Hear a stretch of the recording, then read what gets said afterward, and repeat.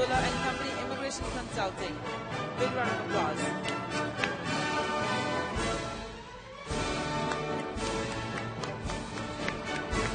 Joanna, Kane, Potaka, Director Strategic Marketing and Communication from Australia.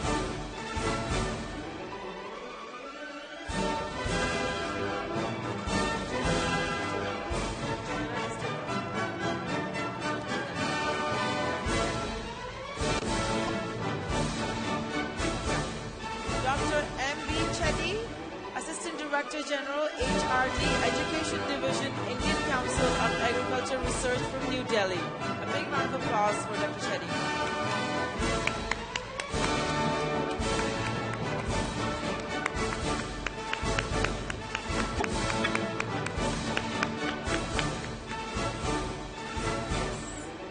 I just want to say that we're really happy that Mr. Chetti from ICAR has joined us here. It's an apex organization which really, like everybody, all the speakers wanted to reach out. You know, from Taru, a speaker mentioned how she wants to create a movement. And it's true, and there's so many innovations possible today. And inclusion of women in the farming sector, recognition of women, and building the self-esteem of women, because the knowledge lies with them. And I think ICAR can actually do so much and enable that movement that we've all been talking about. So it's we are very privileged and honored that you are here and taking back the feedback with you. And you've been supporting our movement for a very long time, and I'm sure it's going to translate into a real impact at the grassroots level. So thank you, Mr. Chetti, really for being here. And our last award for the morning is Ruchi, Jain, founder and director of TARU, India. A big round of applause for a young entrepreneur. Let's hear it for these speakers this morning, guys. We can give them a big round of applause for being here. We'll just get together for a group picture.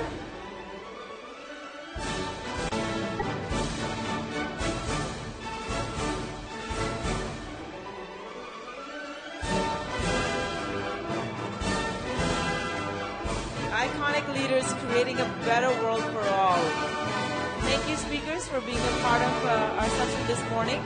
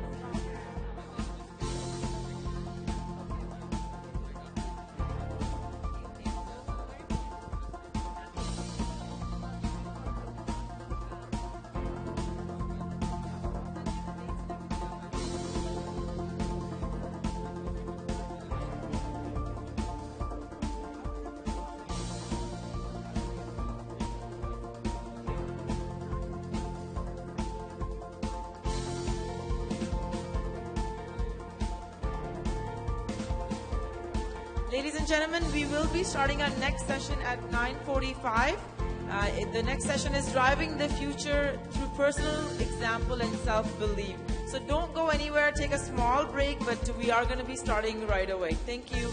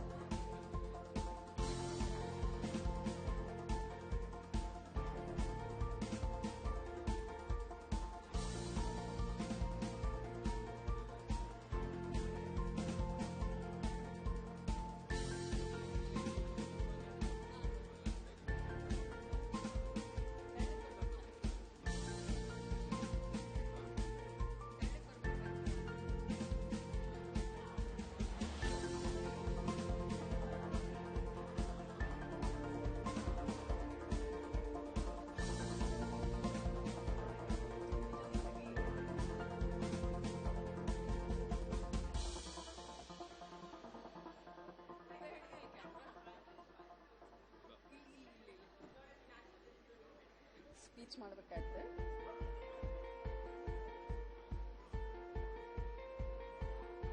ಸಾಕು ಸಾಕು.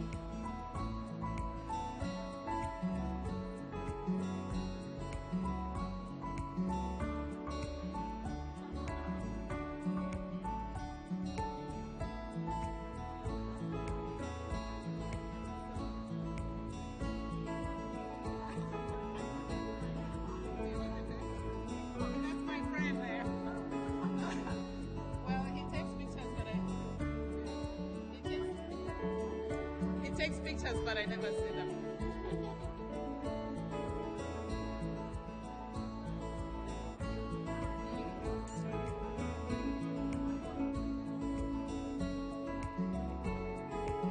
Thank you.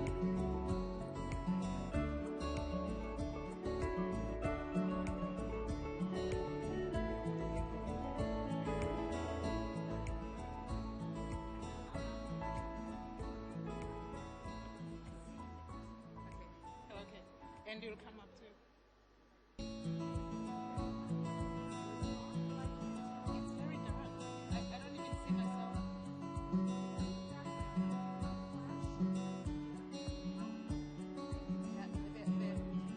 Yeah, I think yours is better. Yeah, mine is really normal. Yeah, you're right. Okay, we'll try.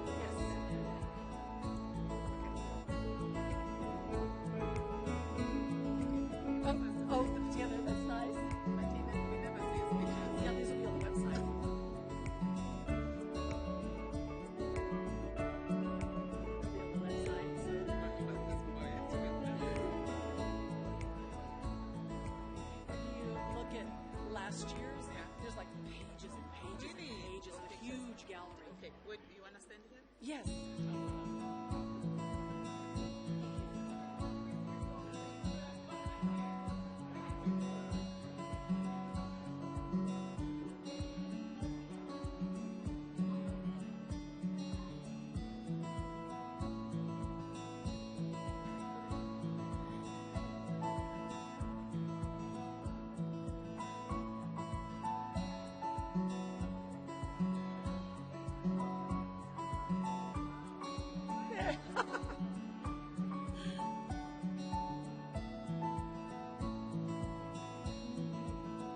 Sorry?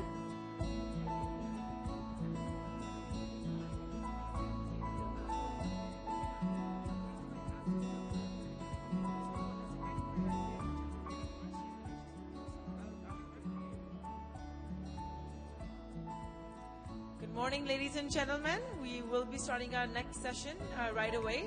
Driving the future through personal example and self-belief. I would like to welcome our first speaker on stage, Ms. Priyanka Chaturvedi. She's the national spokesperson of the Indian National Congress from India, Mumbai. A big round of applause for Priyanka.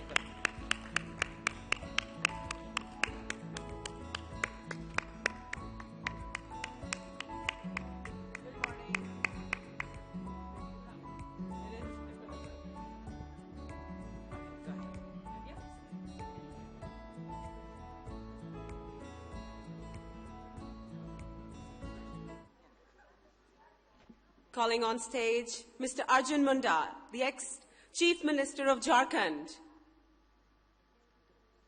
Not in the house. Beatrice Munihe. Beatrice, do we have you with us? I know we have Carla. Right there. Carla in her beautiful red sari. Carla Horta coming from the Netherlands, the founder of Carla H Hair Studio. Welcome, Carla.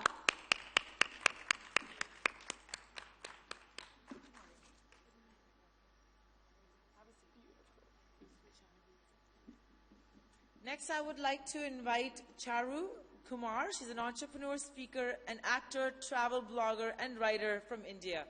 Is Charu here?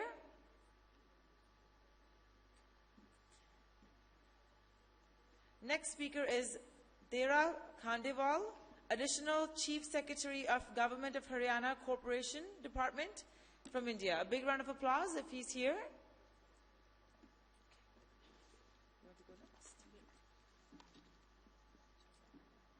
Jale, do we have you? Yes, we do. Welcome, Jale. We have with us Jale. She's a leading energy activator, works with powerhouse entrepreneurs coming from Portugal. Let's give her a warm round of applause. She definitely must be a social media freak because she's got her live feed on right now, right over there. So we're live somewhere. Where are we live? Tell me where we're live. Oh, we are live. Where? Oh, In Portugal. in Portugal. In Portugal. Mwah. Wonderful. This is exciting. Please have a seat. Fantastic. Oh, wow. Power to men for being the supporters.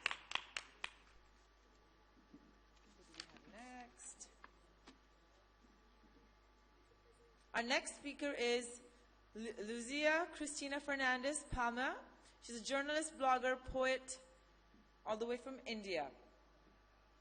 Portuguese. It says India on here. Is she here? Okay, we will wait for her. Madhavi Shree. Madhavi. Marina. Nilanjana Singh. Fiona. We have Fiona in the house. Welcoming Fiona Musumba, the founder at Malkia Foundation, coming from Kenya.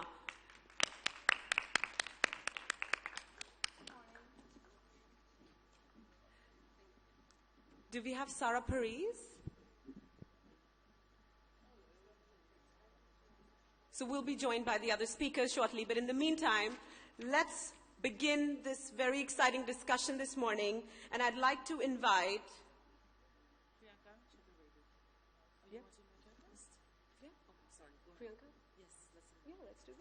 I'd like to call upon Priyanka to initiate this discussion. We made it a little bit exciting. Welcome, Priyanka. Thank you so much. A very good morning to all of you and to all the empty chairs as well as of now. It's very rare that I speak so early in the morning and I start my story. I have been asked to talk about my own journey so far in politics. So there's one thing I have totally learned and understood. And this is a question I'm asked very often as to why I chose politics. Because those who are aware of how Indian political scenario works would totally understand a woman who comes from a totally non-political background, absolutely unattached to any family who is in politics, is either choosing her destiny to kill herself, in a sense, working hard and getting nothing out of it, or consciously making that choice to do that, or she is so clear in her belief that she isn't there to make the change that she seeks to change in the world. So I got into politics at a time when not many women, there are many women, of course, in politics, in Indian politics, but unfortunately we aren't extremely very representative. 500 million of this population, yet we do not have enough representation in terms of being in the parliament, in terms of policy making space, in terms of being heard beyond the roles that have been typecast for us. You would hear a woman, when in power, her political party is in power, usually gets into roles which are, very slotted, bracketed for a woman. It's either women and child welfare ministry, or it would have something to do with information broadcasting. Very rarely you hear women getting finance, women getting into innovation, women giving charge of science and technology. So these are glass ceilings that we really need to break. And there was another ceiling that I encountered when I joined politics. And this was a question often thrown at me. Why would you want to give up your career? A career which was doing decently well. I was in the media before I joined politics and I consciously chose to make that hard journey towards whatever I believe in. And I was very clear in my mind that the reason I have chosen this path, when we talk about nation building, there are many ways you can build a nation.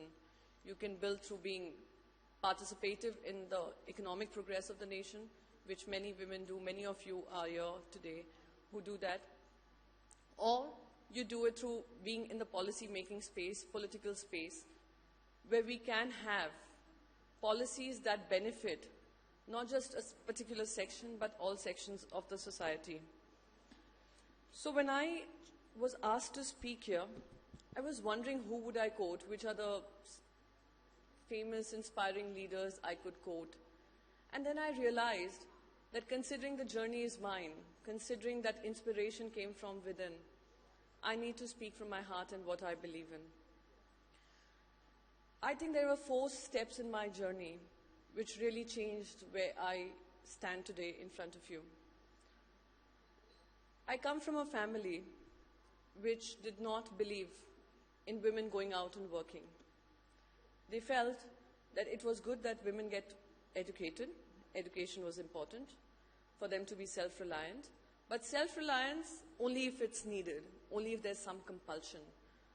But not for women to usually study, become graduates, hold an MBA degree, get married into happy homes, handle the house, be a mother to 2 children, handle your in-laws, and lead a good life, the life which was envisioned for me when I was born.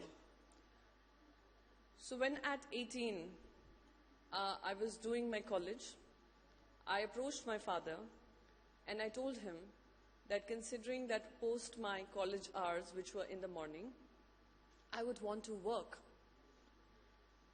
He was very taken aback. So we are the first generation, my family is the first generation that moved out of Uttar Pradesh and came to a city like Mumbai. And he was aghast. And he asked me, is there anything that is lacking in your upbringing? I was like, no. Is there anything that we haven't provided for you? I was like, no. There's everything that you can possibly give me and more. I'm happy in my space. Then what makes you want to go out and work, put in so many hours of work, and get paid a little amount of money and feel happy about it. I was like, I tried to explain to my father that, and obviously the entire thing of what will people say about you wanting to go out and work because your older sisters haven't worked. And I couldn't convince him. I told him it was about my own personal growth, about satisfying my own self in the sense that I'm capable enough to earn whatever that piddly amount of money is by putting in some hours of work. He wasn't convinced. I approached my grandmother, she was uneducated. She hadn't been to school. And I told her, I said, Dadi, I really want to do this. She asked me, why do I want to do this? She wasn't convinced, but she wanted to know why I wanted to do this.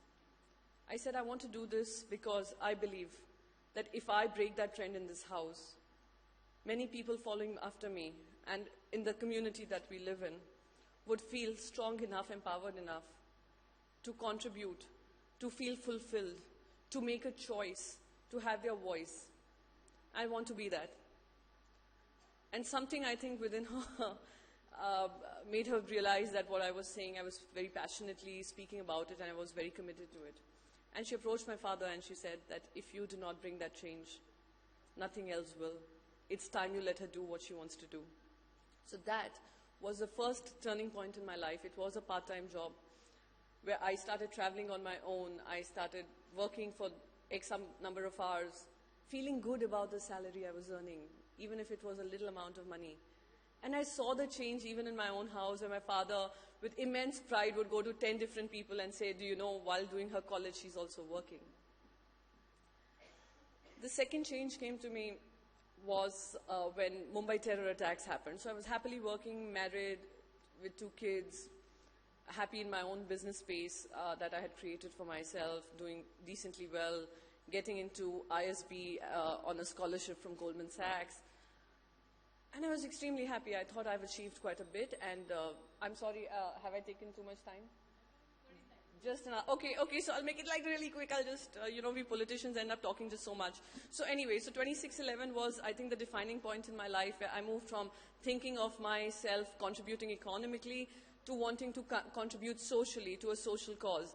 And I got involved in social work where I educated children, street children. I brought them to schools. I ensured that they went into formal schools.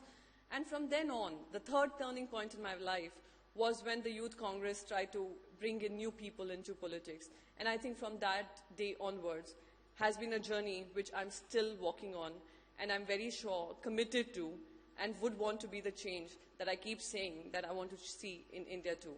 Thank you so much for hearing me out. I wish I knew I had just 4 minutes. Thank you so much again.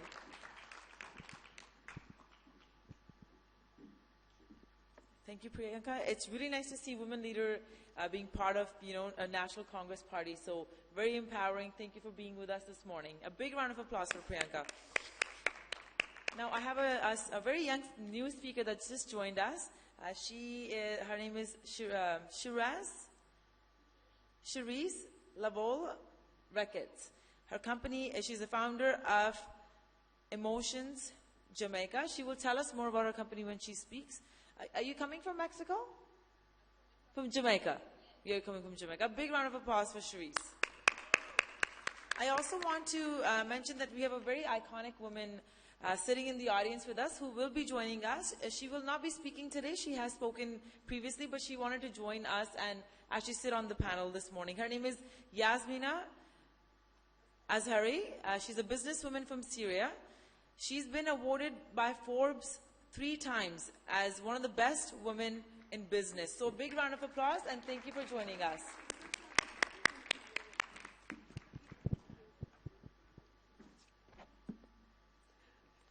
Also welcoming Madhavi Shree, a journalist, blogger and poet from India. In the same breath, I'd call on stage Marina, coming from Cyprus. She's the head department of civil and environmental engineering. A lot of technical words stuffed together very quickly. Welcome, ma'am. Please come. Welcome. Thank you.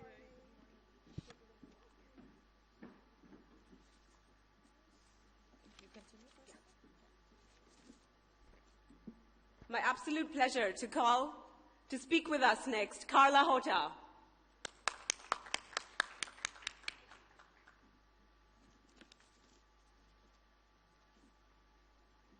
Let's hear from Carla. It's a beautiful sari. Thank you. Ladies and gentlemen, good morning, and thank you for being here. We can't hear you. You just have to come a little bit closer. Try it. Ladies and gentlemen, good morning, and thank you for being here. Good morning, India, and good morning, world. First of all, I'd like to thank Dr. Abin Arora for allowing me to be here. I like to say in a very short that I'm original from Angola, and as a refugee I end up in Portugal, and I represent today the Netherlands. It is my 15th country where I live and I work. I have my own business in the Netherlands, a hair salon with 93 clients from different nationalities. Sorry, my mistake. Belief is this session, and I am a proof of that. Once I was a refugee, I eat from the floor and from the streets. But I always, never, ever, I lost my decency as a human being. I am here. So my message to you is follow your dream and believe in yourself. Respect yourself. That is my message to you.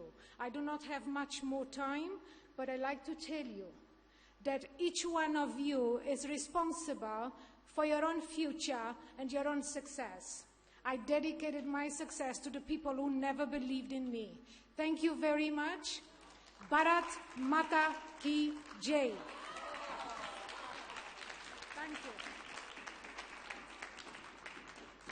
Thank you very much. I definitely agree with you. Our next speaker is Jalaya Zendi. She's a leading energy activators work with powerhouse entrepreneur from Portugal. Come on up. Welcome. Good morning. Wow. I'm so honored and grateful to be here. This is my first time to India. It actually really fills my heart to know that we can be at home when we're away from our home address. And we can meet family members and feel so close and connected to people after just 2 days of having the most sincere, heartfelt connections. And so I first just wanted to say thank you for having me, and thank you for embracing me to help me feel totally at home, and have found another place where I can feel a sense of connection and belonging. I feel like I'm speaking to a room full of people who are not afraid to go outside of their comfort zone. Just by sitting in these chairs and sitting among each other as friends and as brothers and sisters, supporting each other, I feel like we're doing something that the whole world needs more of. And I feel like this is a symbol of it. Just by sitting next to each other, just by encouraging each other, especially in moments when we're going outside of our comfort zone. And I remember the first time I really did something scary when I was 14 years old. I was absolutely not feeling confident. I was feeling very uncomfortable in my own skin. I was questioning if I belonged or if I was good enough. And a very, very dear friend whose birthday was yesterday, it's the anniversary of his passing, and it was very beautiful to be here remembering something that he told me when I was 14. And he said, Jale, you know that all you have to do is connect to your heartbeat. And wherever you are, you're at home. And wherever you are, you're good enough.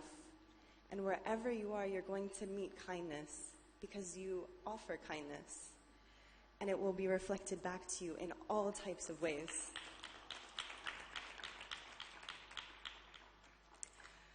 And the way that he helped me connect back to my heartbeat was through music and finding my own rhythm. Because when we're feeling awkward, we might be trying to follow someone else's pace. And we may lose our spark, that unique spark that helps us make our unique mark. And we don't have to do anything the way anyone else does it, but we can be in harmony with each other. Just like musical instruments, right?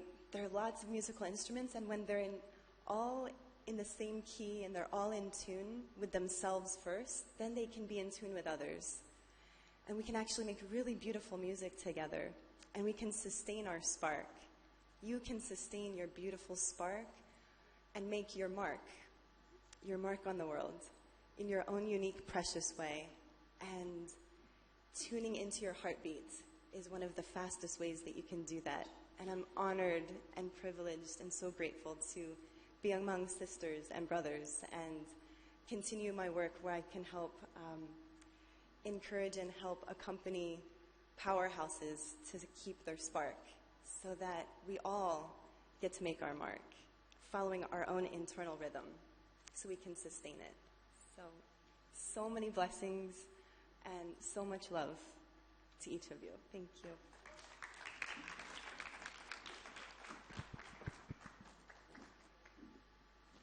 Thank you so much for being with us, Chala, all the way from Portugal this morning, and welcome to India. I hope you get to explore lots of it and hear really great things, and you can take it home with you. Our next speaker is Chereese Ricketts. She is all the way from Jamaica. I'll invite her to come up onto stage and say a few things. No, you can come up first. A big round of applause for her. Welcome. Oh, sure. I think I would prefer to use this one. Is it working? Okay, cool. Because I like to move around. Good morning, India. Good morning, Women Economic Forum. My name is Chereese Ricketts. I'm a past Miss Jamaica. I am a designer by trade. I'm a spoken word poet. And I'm also the founder of Emotion Jamaica, which is an organization that seeks to connect physical activity to mental health, breaking the stigma that mental health at least has in our country. I don't know if it has a stigma here, and I'm sure it has a stigma worldwide, encouraging people to be really in tune with themselves. Emotion was definitely born out of my personal experience with depression and learning to work through it by being committed to therapy, dance therapy, movement, moving my body. One of the things that I recognized is that the best way to impact people is through being totally honest with yourself.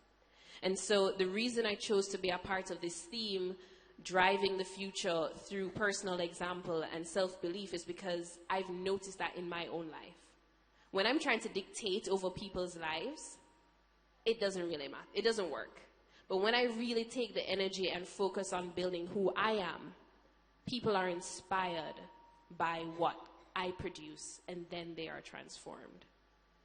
I want to take my few minutes to share a spoken word piece that I wrote for myself, which inspires me every day, and I use it as a little mantra. But I found that in writing this piece to myself, other people have also found inspiration, and I hope that you find inspiration as well. This piece reminds us to truly take control of our reality by speaking truth over our lives. There's a little bit of Jamaican dialect in it, so I hope you understand most of it. I think you might get the gist, but whatever you don't understand, you can ask me afterwards, okay? This piece is called Speak. Speak, because there is power to your word. But don't just speak to be heard. Herd your thoughts like sheep into your identity pen. Pen your words so that you do not forget them. Ink, think, process, profess. Fess up the truth about yourself, to yourself, for yourself. Stop winding whiny excuses around your future's throat. Throw out every thought that riddles you with doubt. Speak life, because it is death to withdraw with lockjaw and say, no words, nah leave ya. You face tension like you have 10 son, cause him run away every time him get some, and you say it's palm me cause me no learn. Fire hot but hotter for bun like what him gimme. And still you call him Fimmy. Like saying a know him a fishy. No, speak. Because to not speak is to not fight.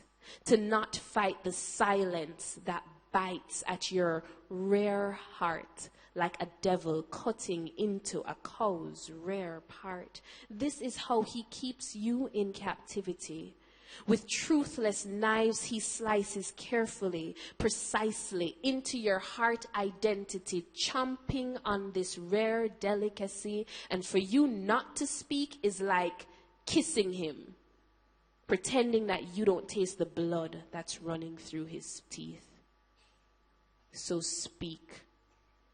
With courageous words, your heart you must regard, lest you fall deeper, and regard less the things that you esteem. Use your words to massacre his regime, the devil me mean, cause no human could so mean. No man could be so green like the vex in my heart when I pray the scene, because it is madness for you to withdraw with lockjaw and say no words, nah leave you, because all the talk I talk and not a walk I walk. So I vex with myself because me and my own a fault, and me and my own a fall. Domino. Da. Me know all will follow back on me and my responsibility, but I have no more to give, no more fight in me, just fright in me, fright inside in me, cause inside the enemy killing him teeth to see me knock off my feet, and you're not doing a thing about it. No, speak. Do not withdraw. Or anger and fear will breed ya, scattering seeds wide like weed, strangling hope till she dead and a bleed. But hope is what you need. And as she drifts in and out of consciousness, the question will come, have I reached the end? You will hope this thought's a lie, but you'll fear it may be true, because you'll fear that hope may die at the hand of your fear. But hope won't die. It's just your voice she needs to hear. So speak to the hope that exists, that waits for you to call her close. Speak to the light that is greater than the darkness that wants to guide you home. Speak to that faint reminder that breezes across your mind. I mind mine, and you are mine. Speak light. Speak life. Speak truth when it's just you and your soul up at night. Speak. Do not withdraw. Speak and prepare to fight the good fight. I'm Chereese Lavon. Thank you so much.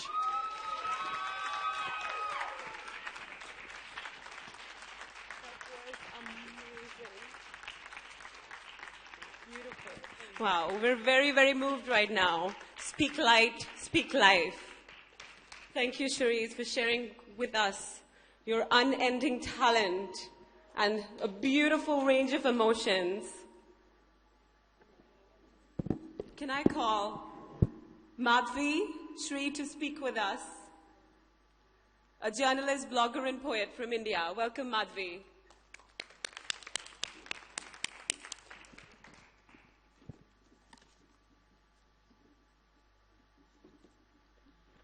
A very good evening, a very good morning to all the beautiful ladies. See what the magic you've done to me. I started saying evening in the morning. I would like to say self-belief. From the very beginning, for a woman, it's very difficult to start believing in herself, because society make her to believe in the family, to believe in the religion, believe in the nation where you are born. Unlike men, women are taught from the very beginning to believe in the house rather than on herself. It's later part of her life. She started believing in herself. That's why she started believing in taking decision for herself. Many of you must have thought, I have walked from there with my purse. Why? So I would like to tell, I have written a novel which speaks about the life of the three women. This is my novel, and it is speaking about the life of the three women who are 60 plus and who believe that life starts after 60 plus for them. Usually we think women's life ends at the age of 60s. So I would like to say a lot of thanks to this dear friend of mine who has told us what is the importance of speaking in our life.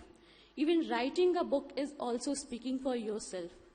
When I was a young growing girl, as Manisha also shared her life, it's so difficult to stand for oneself, to say that, okay, I also want to earn.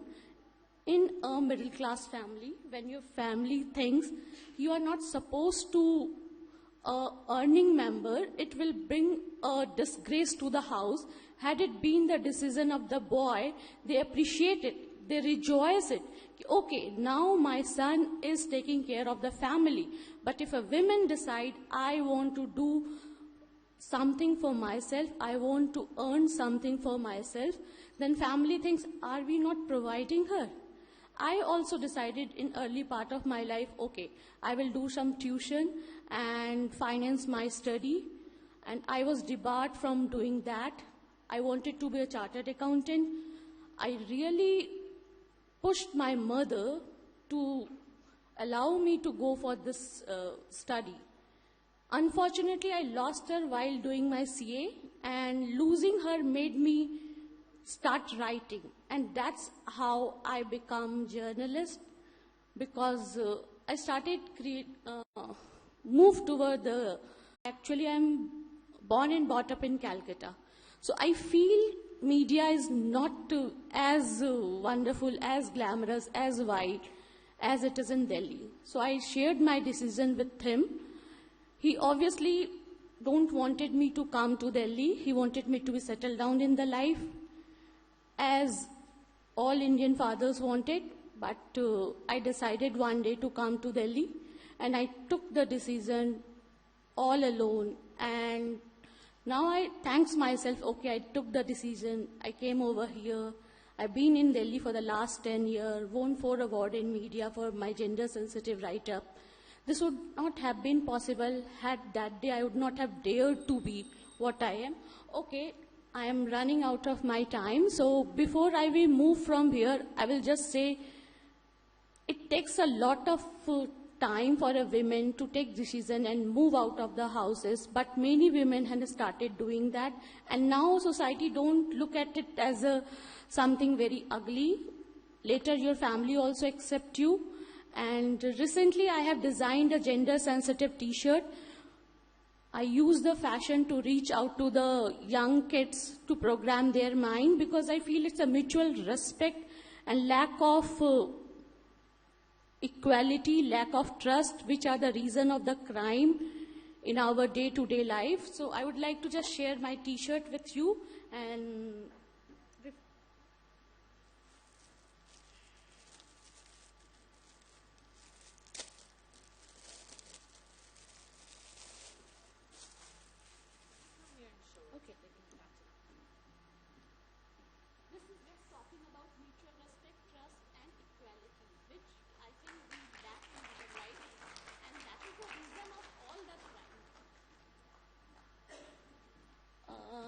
coincidentally, I covered crime for the 8 years back in Calcutta, and always the root cause of any crime toward the women, either it's rape or it's throwing acid on her, it's a lack of mutual trust and respect and equality. So I'm just using this fashion to reach out to them. And as Manisha yesterday also shared her view, how she has been hacked for being women. And we all women share these sort of things in day-to-day life. And thank you very much for giving me this opportunity to talk to you and pour out my heart in front of you. Thank you very much.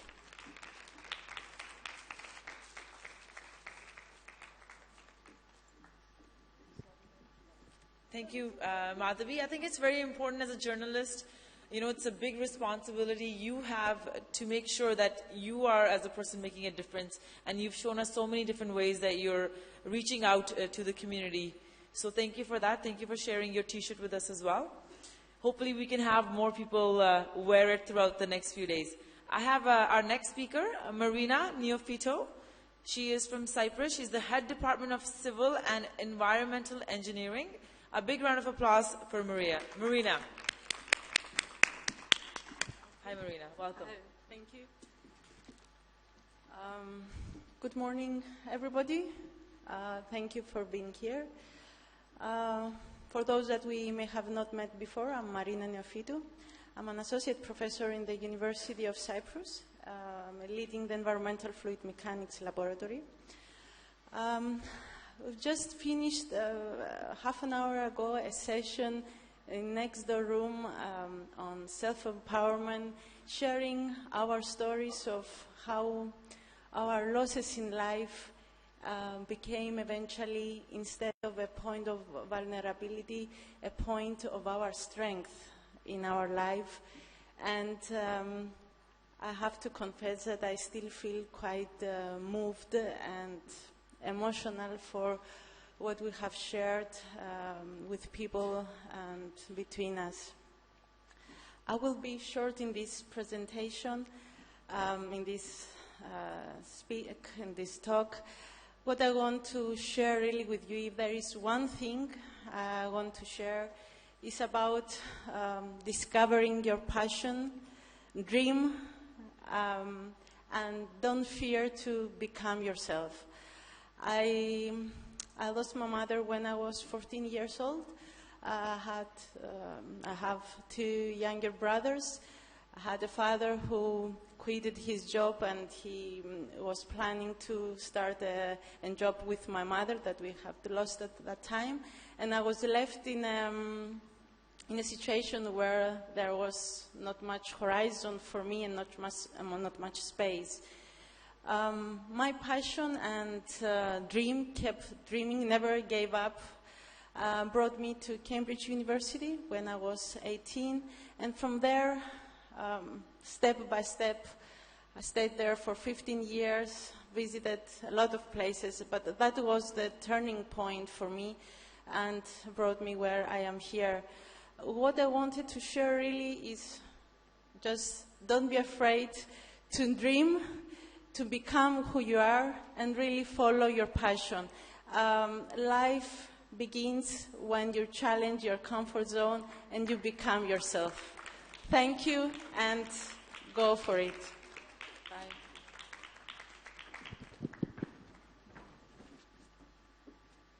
Thank you so much, Marina, for sharing with us your very authentic and very inspiring journey. And with that note, I'd like to call our last speaker for the morning, Fiona Musumba, the founder at Malkia Foundation, coming from Kenya. Welcome.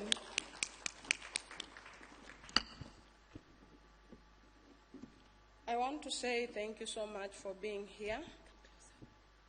And it's an honor for me to speak to a forum like this one.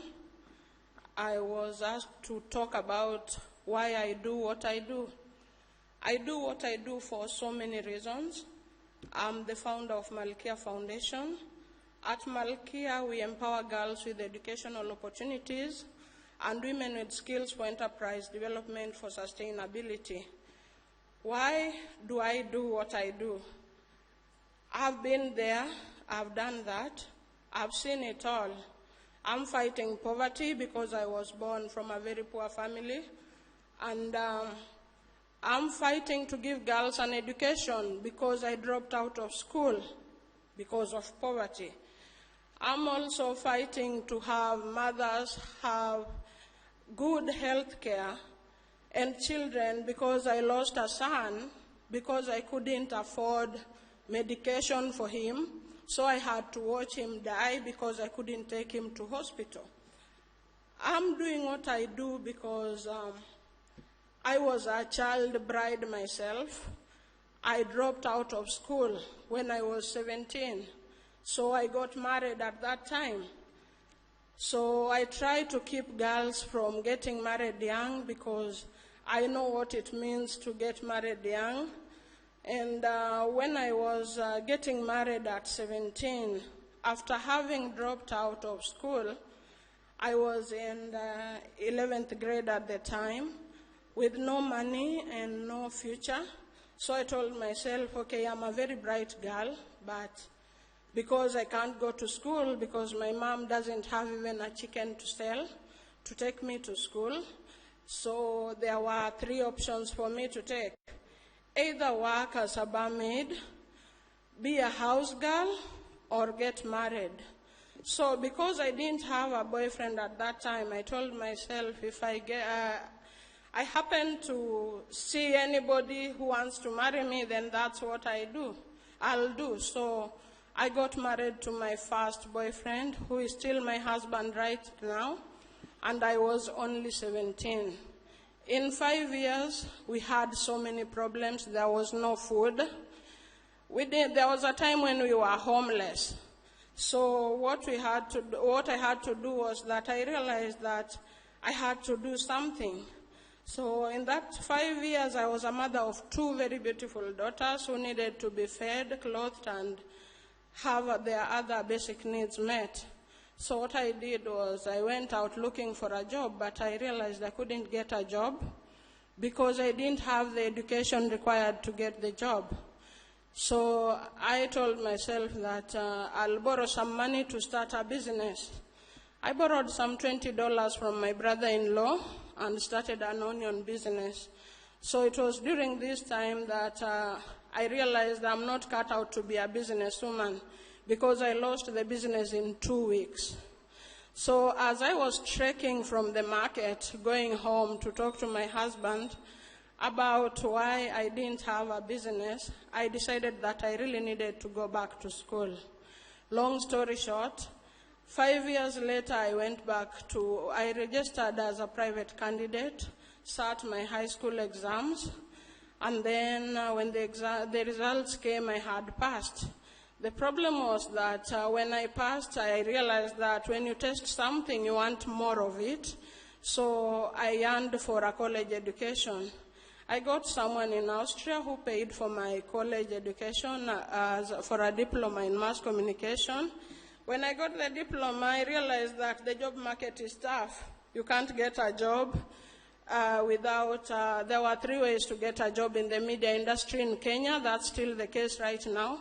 You have to sleep with the boss. I couldn't compromise my morality. You had to buy the job. I was too poor to afford it. And you had to know somebody at the top. I was nobody, so I didn't know anybody at the top. So long story short, I told myself I'll never be employed. And then I learned the printing business by just observation, and then that's what I do. I've taken girls to school through working with my hands, and I hope everybody can do something towards that end. You don't have to save them all, but trust me, the one life you touch is enough. Thank you.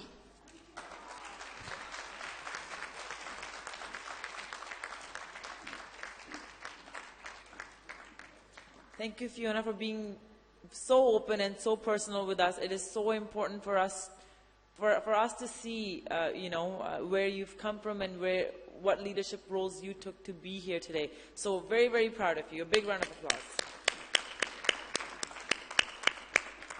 Now I'll take the time to invite Yasmina Azhari. She is a businesswoman from Syria, and she's also been awarded 3 times by Forbes for Best Woman in Business. So you want to hear from this lady. And she wants to hear some claps. So let's welcome her. Yes, Harbin would like to speak. Yes, thank you. Thank you so much. I was not prepared to speak. Good morning. My name is Yasmina Azhari. I am a businesswoman from Syria. I was raised in Syria. My mother is from Serbia. My father is from Syria. I was a well-known businesswoman in Syria because we were Maersk ship agents in Syria. It was a family business. Then I moved to retail. I went to Damascus rural area and I rented as a big investment a big mall with 3 supermarkets. I signed the contract at the beginning of March 2011, and on the 15th the civil war started in Syria. So I lost almost everything, and I already had entered into a very big loan from a bank. After a few months, I was threatened to be kidnapped. So during the night, I had to run away together with my 2 children. They were already 25 and 21.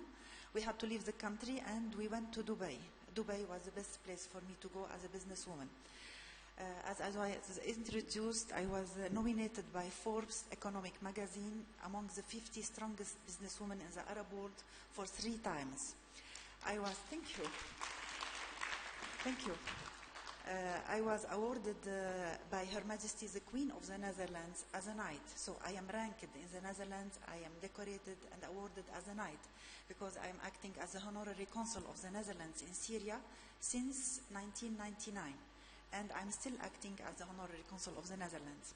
So Her Majesty the Queen decorated me during 2006 because I was very active in moving the Lebanese Dutch people during the Lebanese war into Syria and then sending them to the Netherlands. I was awarded by Ernst & Young during 2011, and I was nominated as the best business person in Syria. We were 100 competitors. Thank you. We were 100 competitors. We were 8 females, and believe me, we had sharks of businessmen in Syria by that time. And I was choosing as the best. You know why? Because I was very active in the civil society. I was heading a lot of businesswomen committees. I was the head of businesswomen committee in Latakia Chamber of Commerce and Industry, and I was almost always the first to enter a new domain in Syria. So I was the first female to become a honorary consul, even in the Arab region, and working in all these men's domains. What I wanted to tell you that when I went to Dubai, I went to a place, I felt uprooted. I didn't want to go, but it was not my choice. I was forced to leave the country. And I spent 2 years crying, falling down, going to the hospital, coming back. I didn't know what to do. I am active in shipping. I could not do any shipping business. I knew how to do retail. I couldn't do any retail because in each tower and in each building in Dubai you have 3 supermarkets. So I was coming in the middle of nowhere, not knowing what to do. Then an angel came to my life. She is now my dear partner, Dr. Aisha Sayar. She will be awarded during this event as well. And we decided to establish a new company together. She is an old dear friend of mine. And we established a new company. We are acting as commercial brokers. Because I saw that I ran out of money. I had to sell everything I had in Syria just to settle the loan that I entered in for the big investment. I had big dreams. And I found myself stuck in Dubai. So what I want always to say, we should never lose our dreams. We should always fight to arrive where we are looking to be. It's not easy, but we can achieve it. Thank you. Thank you. I always like to conclude my speech by very nice, maybe most of you know it. It's a nice short story. 5 frogs were sitting on a lake. 4 decided to jump into the water. How many were left? Everybody will say 1. But the truth is that 5 stayed up because they decided, but they didn't jump, they didn't take action. So whenever you decide, just jump. Thank you.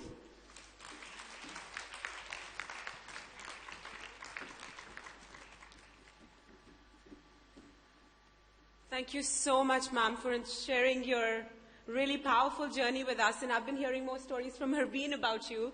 So I really hope we get a chance to know more little snippets and anecdotes of your life and be inspired. Thank you so much. I just want to mention that with the 9 speakers we have here, we have 8 countries. So this is epitome of diversity we're celebrating. Thank you. It's been a really enriching discussion, and with that, we have with us Dr. Harbeen Arora. I would like to invite you, ma'am, as well, to give away the award. I'd like to invite Yasmina Azari. She is, of course, you heard from her. She's celebrated, she's feted by the Forbes everywhere. But as I say, above all, she's such an inspiring sister. She was with us when we did the event in The Hague. She was with us when we did the event in London. And she had a broken toe then, which is not healed. And she has followed me to India with the broken toe. This woman doesn't stop. She's unstoppable. And she's such a source of inspiration for me. She was, top of the tops in Syria. She told you her story. She had to run overnight and suddenly finds herself in Dubai. You know how it is, start from a scratch. Like I was telling her, hero to zero. It's very beautiful, but it's very demanding, right? You have to reinvent yourself overnight again. And she's back with a bang, as if nothing happened. She's got a job to do. I remember in London, we used to be all having lunch, because in the lunch break, but the event was in a theatre, and the Wi-Fi signal was not reaching inside the theatre. So she's very conscientious. She wanted to attend all the sessions. She wanted to be there for her friends. She wanted to listen, learn all the time. And she said, I have to do my emails because I've got a business to run back at home. So she would use the lunchtime to walk back to the hotel, which was like 10 minutes away from the venue, because the Wi-Fi and everything, her laptop and all was set over there. She would go back, do her emails, miss her lunch, come back into the sessions back again. So when we want to deconstruct the mind and the spirit of a success, of an unstoppable success, I can think of no one better than Yasmina Azari. Thank you so much. Thank you. I feel so flattered. Thank you. And it's my absolute privilege to invite Yasmina on stage with me to present the awards to today's awardees. She's our Women of the Decade awardee, feted in the Netherlands, where she's of which she's also an honorary consul in Syria. Thank you so much. Yasmina, please join us.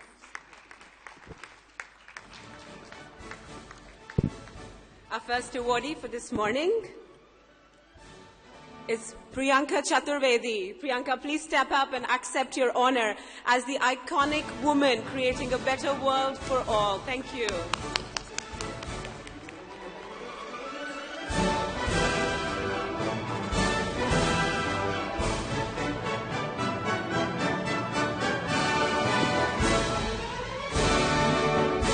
Our next awardee is Carla Hota.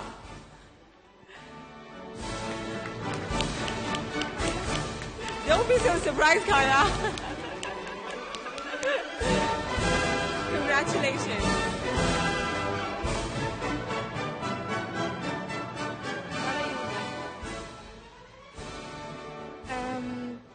First of all, thank you so much. It's a great honor. And I'm really shocked and surprised. Thank you. Everybody's asking me, why do I wear a sari? That I know of it, respect up to now, and I hope forever, as long as a human being exists, we don't pay tax for it. So I am in India, and in India, women, they wear a sari. This is to show my respect to the women of India, to show my respect for Mother India. And for the gentlemen, all of them, they wear a moustache and they do the... That's a little bit funny. So I just want to say thank you so much, India, for having me here, and Dr. Harbeen Arora. Once again, thank you very kindly, deep from my heart. You are an angel, and you are an inspiration to the women and to the earth. Thank you. I have to return those compliments because they come from Carla's heart for me, and they come from my heart for Carla. So when we held the event in the Netherlands, she was the spinal cord of the whole thing. I didn't see her at all in the session because she was backstage. She was heating up the food. She was making sure everybody entered, got their delegate badges. and all on her stilettos. Never once forgetting that she's a woman who's awesome. Thank you, Carla.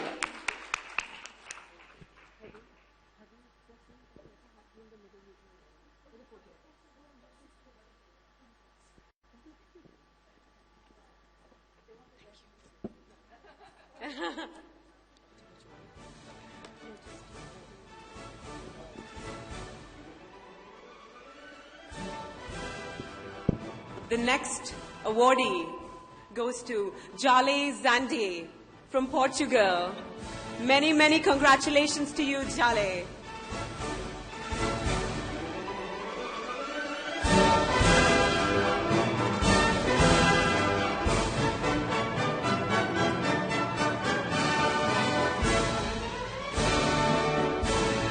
Calling on Madhavi Shree to accept the honor.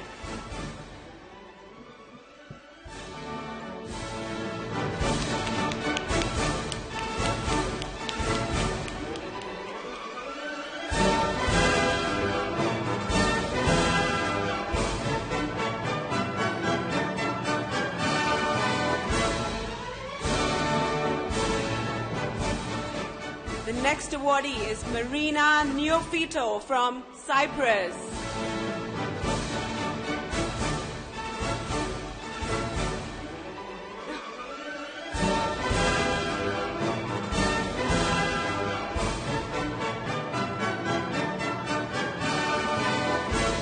That's a part of the script.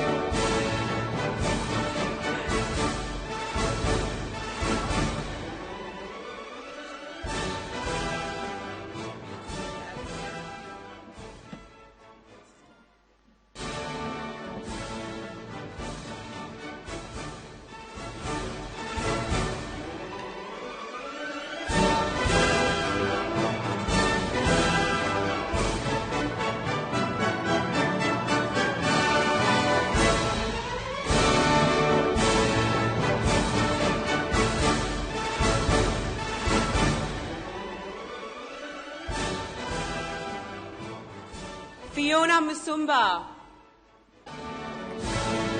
Congratulations. You are an iconic woman creating a better world for all.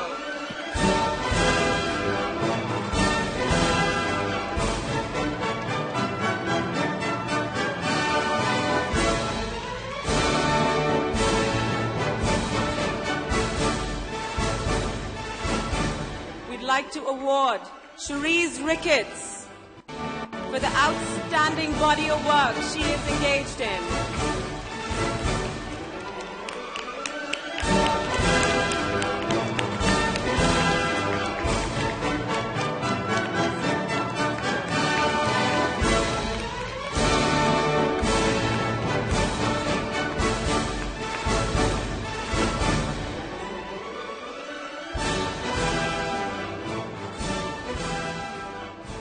Ladies, do step up for a group photograph, please.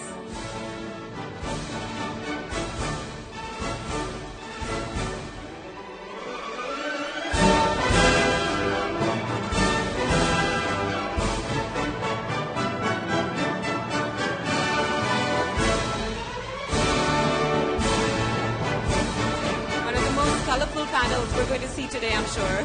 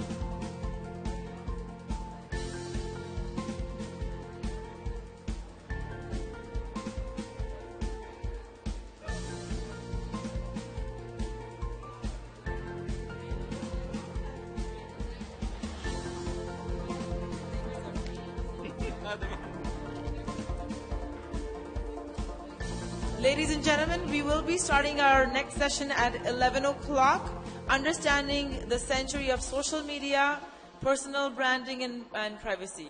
So if you want to learn about the new technologies, new social media platforms, you should definitely be here. You want to take a small break, more than welcome, but do come back and we'll see you at 11 o'clock.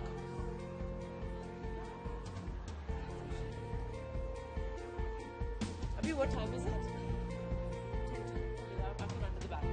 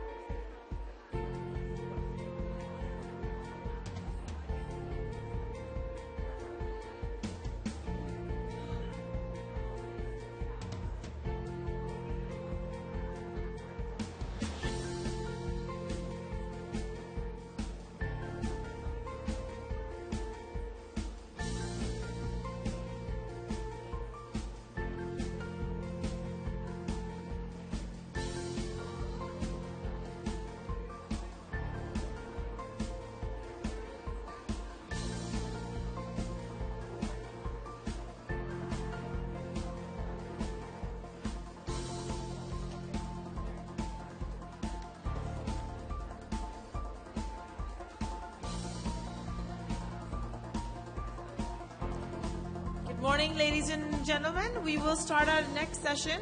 I will invite all of our speakers to come up on stage and have a seat. And the session that we're doing right now is Understanding the Century of Social Media, Personal Branding and Privacy. So the first speaker I have is Luisa Cristina Fernandez Palma. She can just make her way up on the stage.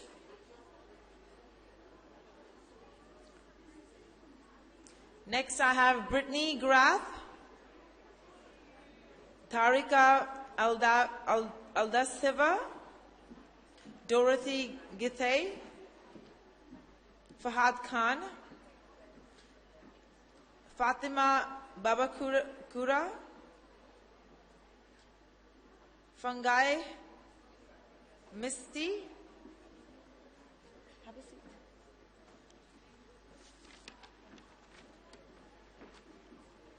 Kamlesh Panchal, Priscilla Chinhengo, Ritu Smita Biswas,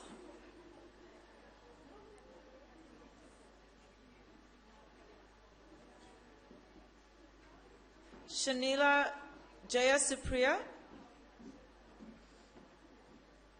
Vanessa Johnson, and V. Roberts. Hello, hello, hi.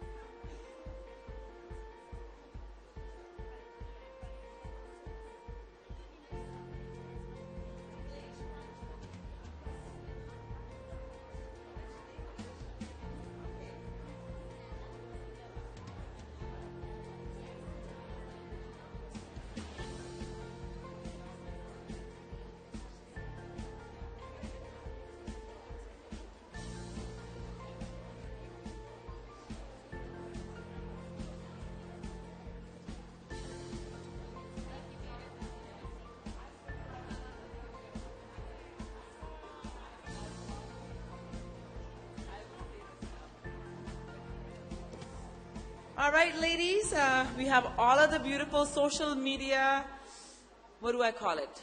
The generation of social media experts on our panelists. And I have to tell you, this is probably one of the most well-dressed, beautiful-looking panel we've had. Don't you agree? Can you guys just get up for 1 second? Just 1 minute, you guys can just get up. They're all wearing heels, looking sharp. This is what WEF looks like. This is amazing. It's absolutely beautiful. Do you guys agree? I absolutely love it. This is what a businesswoman is called. Thank you, ladies. Have a seat.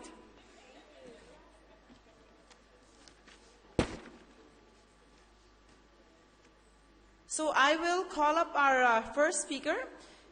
She is a chairperson from the Portuguese, from CEO of WOC Energy, Luis Cristina Fernandes Palma. Welcome on stage. A big round of applause. Oh yes, of course. Should I go here or should I stay here? Wherever you would like. I go there. Wonderful.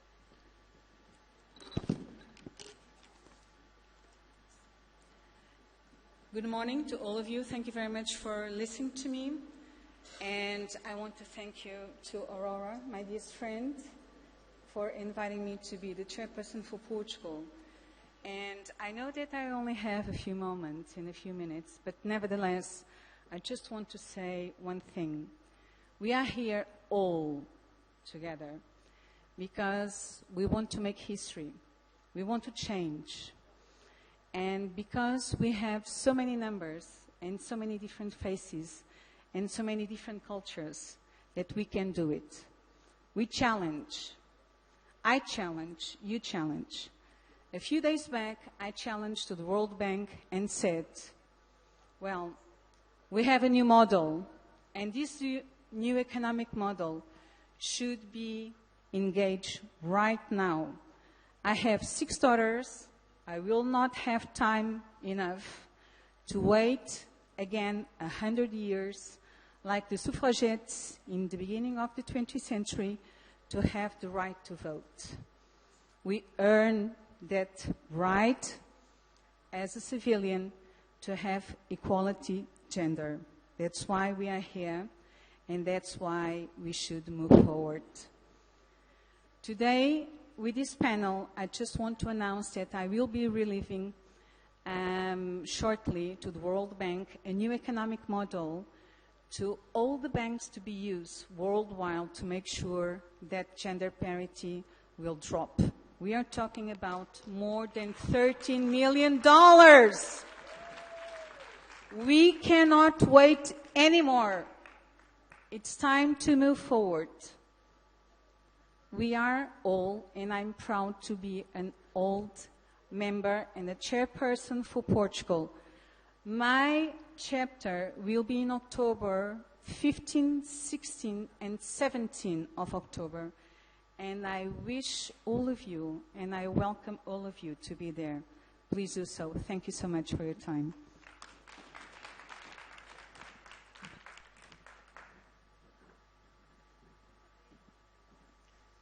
Thank you, Christina, for those lovely words, encouraging words, and I absolutely love your outfit. It is fantastic.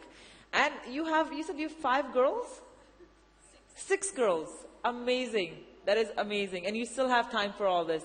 You know, it's very encouraging to see that moms are leaders in the house as well. You're leading by example at home, you know, so thank you. Our next speaker, I'll invite Dorothy Githay to come up on stage. She's the CEO founder of 360 Degree International from Kenya. And now she's sharing some absolutely fantastic numbers with us, okay? So we're going to give her a little bit extra time, but you will be amazed on what she's going to share with us on the social media platform for WEF today. Welcome.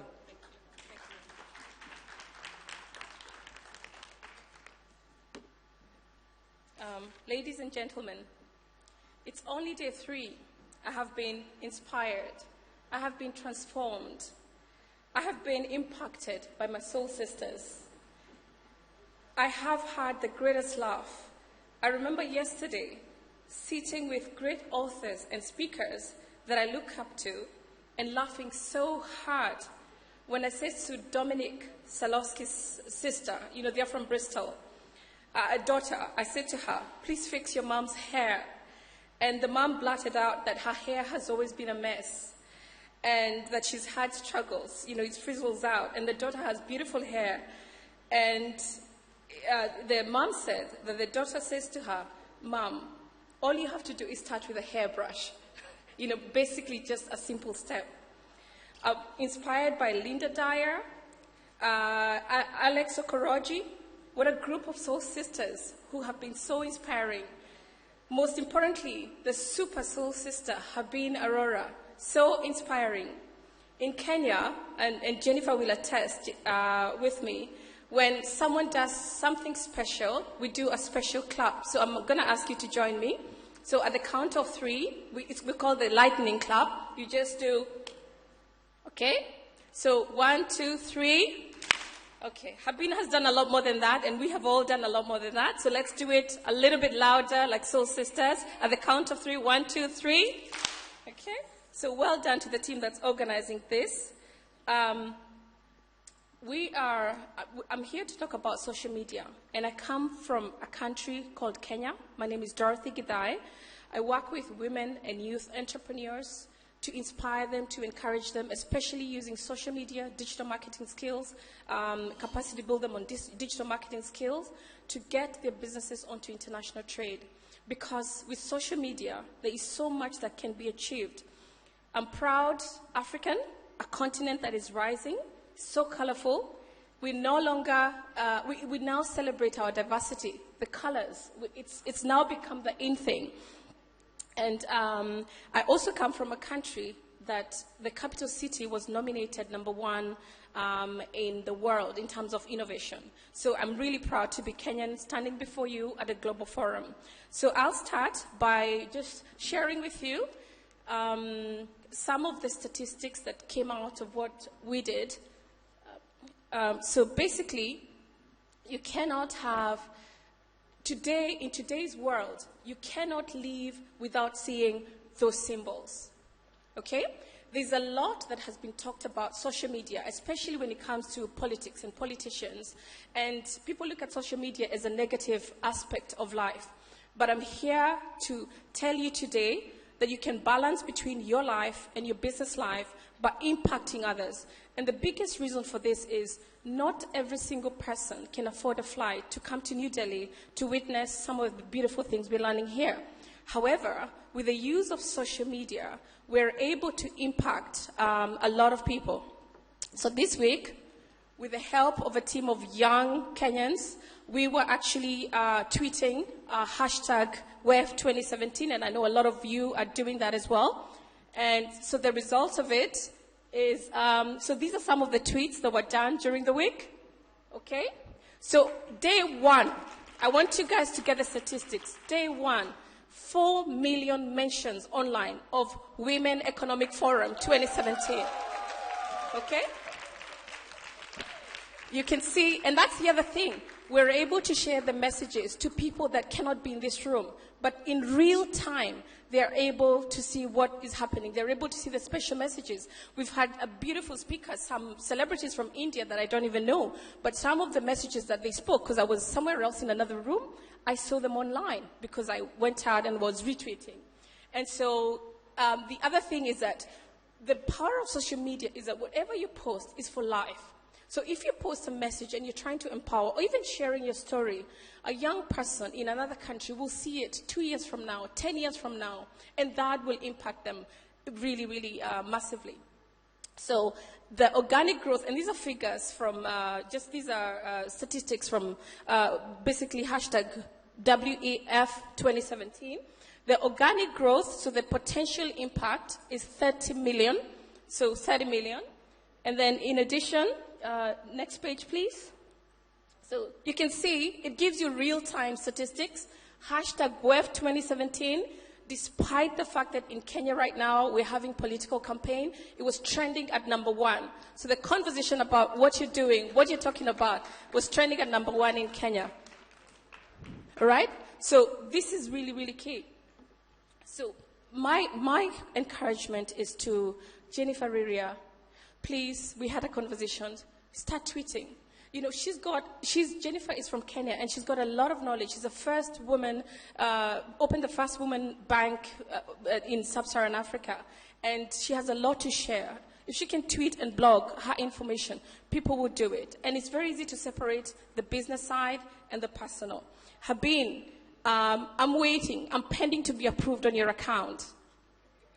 Please open it up. Open it up. The only way to impact people from other continents with all the good things that you're doing is let it open. You can define what is personal and what is business. And you can protect your privacy for things that you don't want to have up there. Please open it up. Okay? So I want to also share something about innovation. Today we are all sitting, and I know that there's a lot of us that say, oh my God, social media, what am I going to do social media? How do I control it? A few years ago, when the mobile phone was introduced, for us in Africa, we had a huge leap because for the longest time, we didn't have infrastructure development, so we didn't have landlines, like, the house phone. So we leaped from whatever it was to mobile phones. And those days, everybody was saying, how is life going to be? This gadget that you have to carry with yourself every day. Can you live without a mobile phone in today's world? Thank you very much. I want to tell you today, you cannot live without social media. You cannot.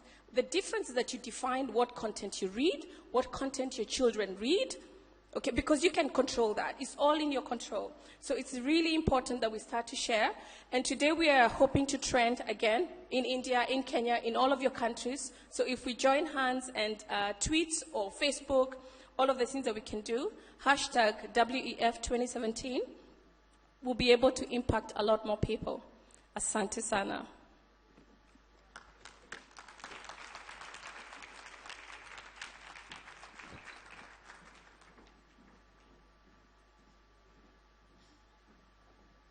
Thank you. That was fabulous. You just gave us so much amazing energy. Now we should be trending in India soon. I actually just posted a video of all you fabulous ladies on my Instagram, WEF 2017. So we can really pack up the house with social media. Let's continue to do it. We have 3 more days. Do you guys agree? Anybody doing social media here? Everybody. Super, super. Next I have Fatima Babakura. She's founder of Timabi, all the way from Israel. Welcome.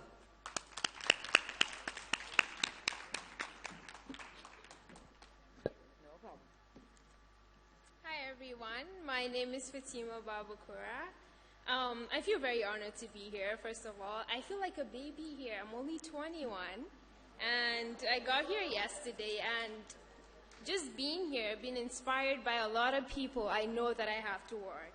I know that I actually have to do more than I'm doing right now. I'm the founder of Timabi, which is a luxury leather accessories brand that actually started out as a hobby and now became a business 4 years. It's been a successful journey so far, and I just hope to continue working. It does not get better than this. Being in a room with amazing women, doing great things, it really does not get better than this. What social media has done for me and my business is amazing. I started out with no money. I was in grade 10. I had $150 that I had saved from my pocket money, which I ended up losing, by the way. So I knew that I actually had to make money to make my business grow. What I did was Instagram. I took a picture of the handbag that I had made. I put it out there, and people loved it. What did I do? I asked them to pre-order. And that's how I made the first money to actually make the collection. And now, 4 years down the road, we're looking at every year I put out at least 2 collections. We make over, I won't give exact numbers just because, you don't do that. But we know, on average, we're looking at making up to $10,000 on a collection if it goes well. So that's been great for me. And I know that my mom would really wish that she was here today, but she had to work. My mom is someone who has always, pushed me to excel, to pursue excellence. It doesn't matter what you do. Whatever it is that you do, just make sure that you're number 1. Number 2 is not for you. And my mom is not that person. You know, I know a lot of parents are like that and they tell you to be number one, but what makes my mom unique is she does it with you. Because at the end of the day, she doesn't want you to come and say that, you know, I didn't have this, so I couldn't do it. She gives you everything. She gives you her time. If you want a gift because she wanted you to become first, then she would give you gifts. Because at the end of the day, that's what she really wanted you to do. Now, I was actually supposed to bring my phone here, but I forgot somehow.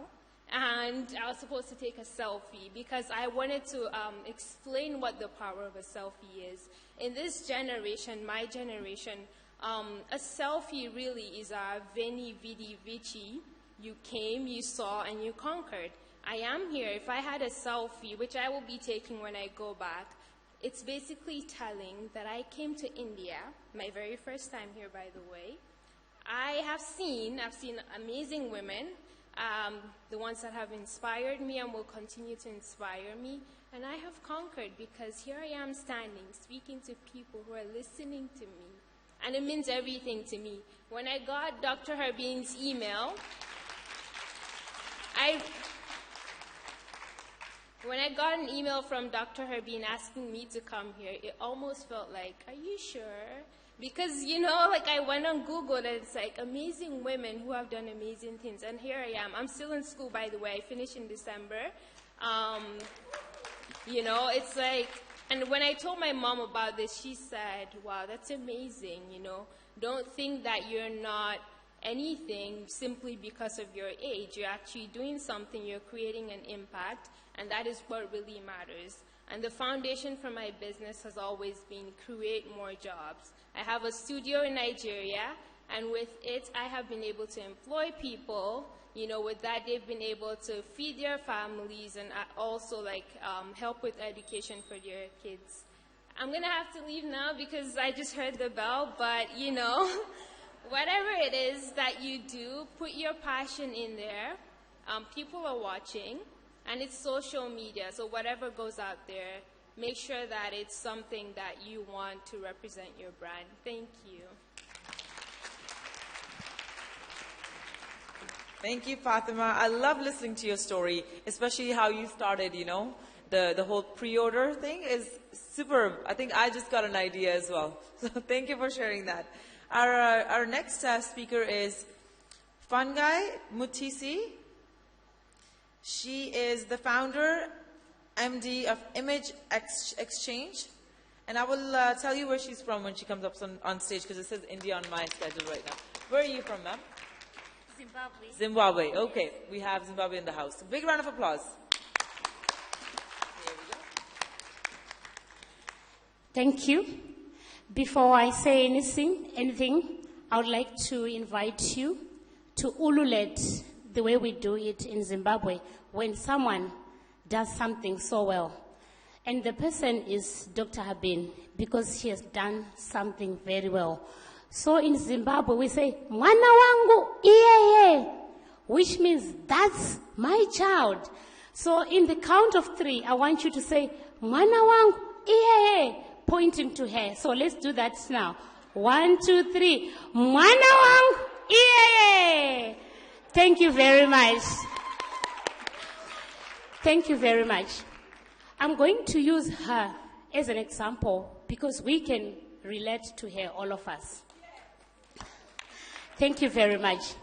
So, when you look at a flower, a fresh flower, it can only live when you water it, when you feed it, when you spray it, and you make sure that you nurture it and it doesn't die. So every person is like that. You have got unique special qualities which you have, which you need to nurture physically.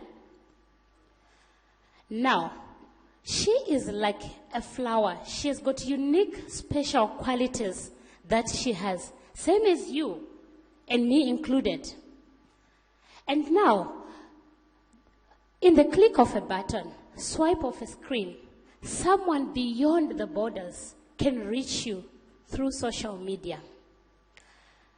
The question is, can a person who is across the borders feel the special and unique qualities that you have as a human being. So you need to nurture, fertilize, spray the unique special qualities that you have as a human being, as a man, as a woman, so that you become visible, alive, and you can communicate to anyone around the globe. That's where social media comes in. As an image consultant, I recommend people that it's good to network, to have a personal experience with you. But that presence shouldn't be different when we go on media. When I was invited by Melanie, my soul sister in Zimbabwe, to come for the first time here, all I did simply was to Google WEF, Women Economic Forum 2017. All I could see were pictures, including her. Now, when I came here, just talking to her, within 5-8 minutes, the warmth, the love, the pure, the genuine heart, you can feel it. This is the experience I felt when I Googled about Women Economic Forum online, social media, Facebook, Twitter, everything. So I have got a question for every woman here present, including our counterparts, men. The unique and special features that represent you as a person, can we see and feel that on social media? So it means that we have a lot of work to do. Whatever you feed on your Facebook account, whatever you feed on your Twitter account should reflect the best qualities that you have, so that you can sell, so that you can shine, so that the other person can have that same experience when they see you physically. I believe your Facebook, your Twitter, your social media platforms should be a true representation of your character, the inside qualities that you have. So let's be watchful of what we post on our Facebook accounts. Let's be watchful of the brand that we are trying to create. In conclusion, social media has gave me a second confirmation that I should be here. I saw it on social media through Melanie. So build your brand according to that. Thank you. I wish you the best.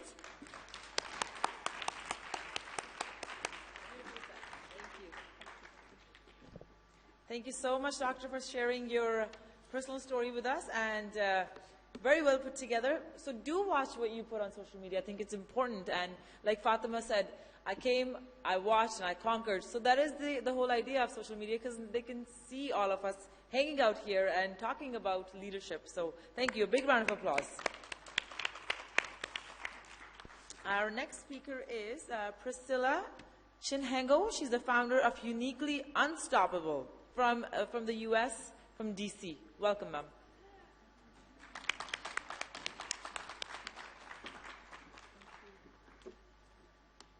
Just a disclaimer there, I'm actually from Zimbabwe, so I'm proudly Zimbabwean. Let me just quickly ask you to stand up, very, very quickly. Please stand up. Please just give your neighbor, either on your left or your right, it would have to be strategic, just give them a high five and say, congratulations for being here. And you may be seated as soon as you've done that.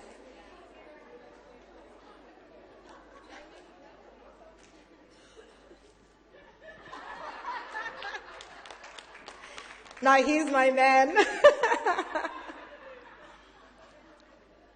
Soul sisters, soul brothers, it's a great privilege to be standing before you and to be sharing some insights. The most amazing thing about this platform is that you get to meet so many different women, so many special men, and we are able to share ideas and take something away with us, something that is going to take us to the next level. I'm just going to look at a slight perspective to social media, and my focus will be on your personal brand and your privacy. There's a statement that says, in the journey of life, if you want to travel, you need to travel. If you want to travel light, you can travel light if you want to go far. So in other words, for you to go very, very far, you have to make sure that you don't have too much baggage. Now you may be wondering, what is she talking about? I'm going to share some insights based on one of the social media that we use that is common to most of us, and that is Facebook. And I'm going to look at the friendship system of Facebook. Now, no doubt most of us have accounts. Is there anyone who doesn't have a Facebook account of some sort? Whether you're very active or not active. I'm sure most of us have something. I'm going to share some nuggets, some food for thought that we must always be conscious of when we use our Facebook accounts.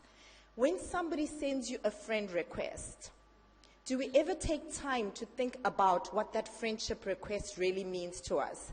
I'm a person who really believes that I am here for a purpose. I'm going somewhere, and for me to be able to go somewhere, I need to make sure that I carry the right people with me. But when you're sending a friend request, when you send a friend request to somebody, do you take the time to analyze whether the people that you are wanting to befriend are going to add value or not to your life?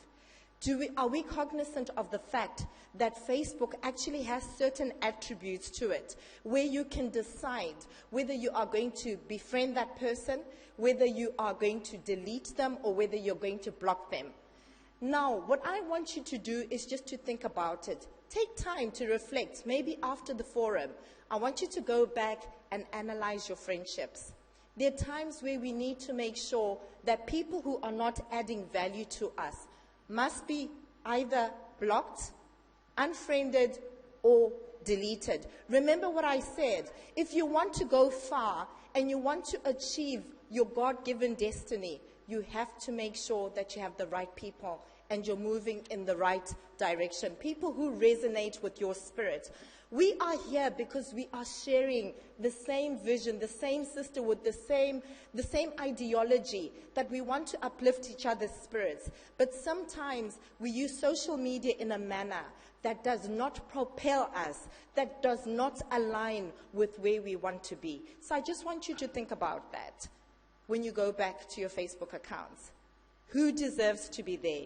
Who is adding value to you? If they're not adding value to you, if they are not supporting your vision, then you need to make sure that you unfriend them. It's never too late. Unfriend them, delete them, or block them. So social media must be used appropriately, and make sure that it does not destroy your brand or your image, but it actually enhances what you're trying to achieve so that you can get to your destiny. So with those few words, I'll leave you to think about it and to go back and audit your Facebook accounts. Thank you, ladies.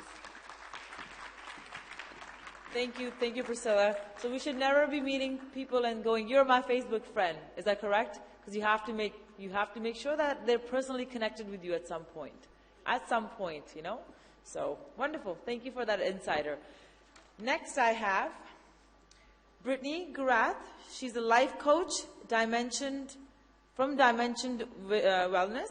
And I would like to ask you where you're from, Brittany. I'm from Washington, D.C. There you go.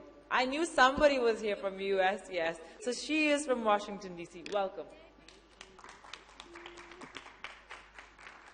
Hello, everyone. So as she mentioned earlier, my name is Brittany Garth, also known as Life Coach Brittany on social media.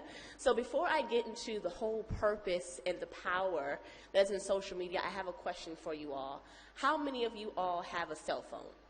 Make some noise if you have a cell phone. Okay. I pretty much assumed everyone. How many of you are actually holding your cell phones right now? Probably everyone, right? A little bit more noise, because there's a lot of power in social media. Let's see. Who has their cell phone in their hands right now? Okay. All right. That's what I thought.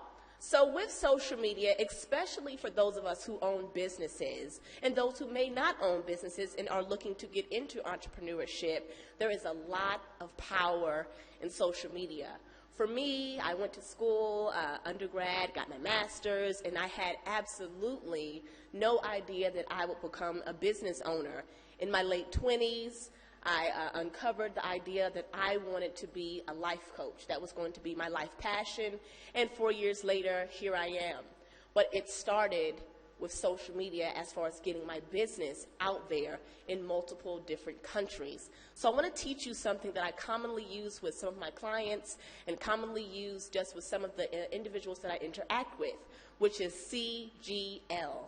And C is connect, G is to grow, and L is to learn. So for those of you who may have a social media platform or some type of social media account, how many of you are actually using that account to connect?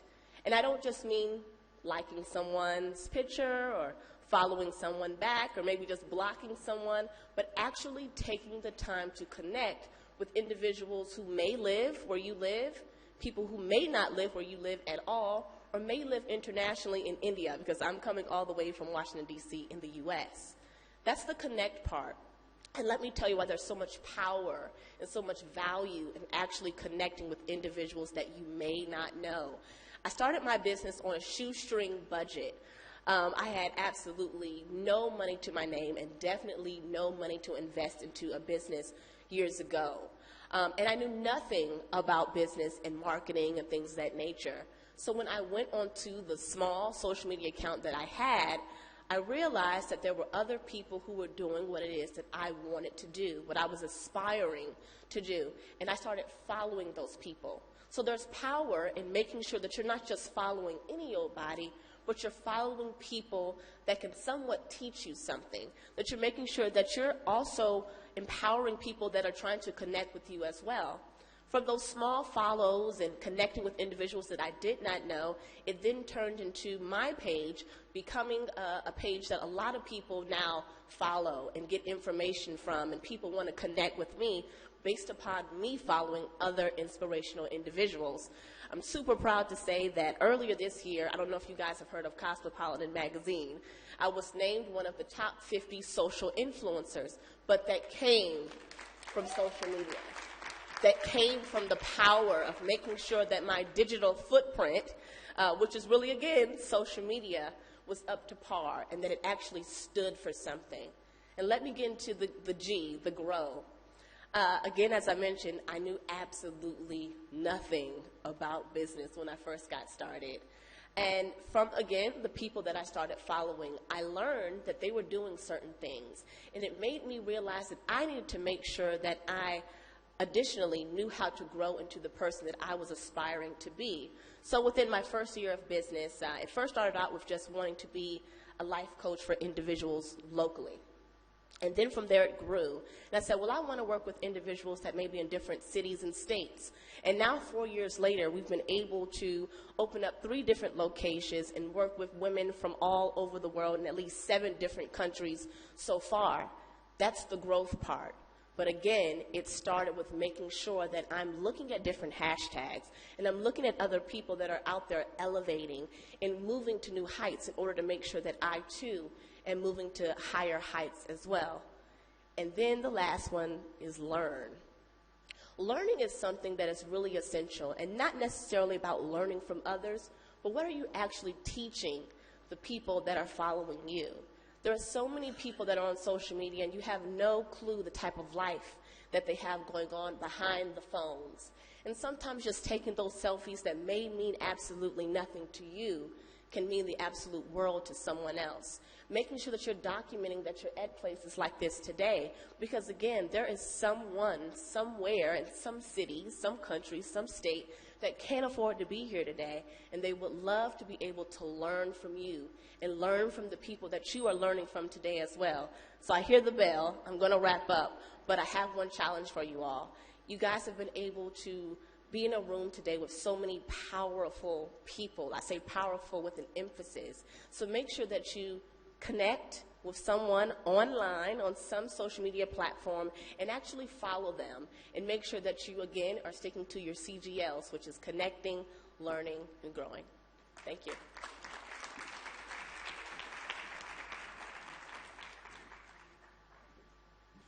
Thank you very much, Brittany. I really like the CGL concept, and I really like the fact that you said follow the person that you're inspiring to be and see what they're doing to take that next step, which is very important, you know.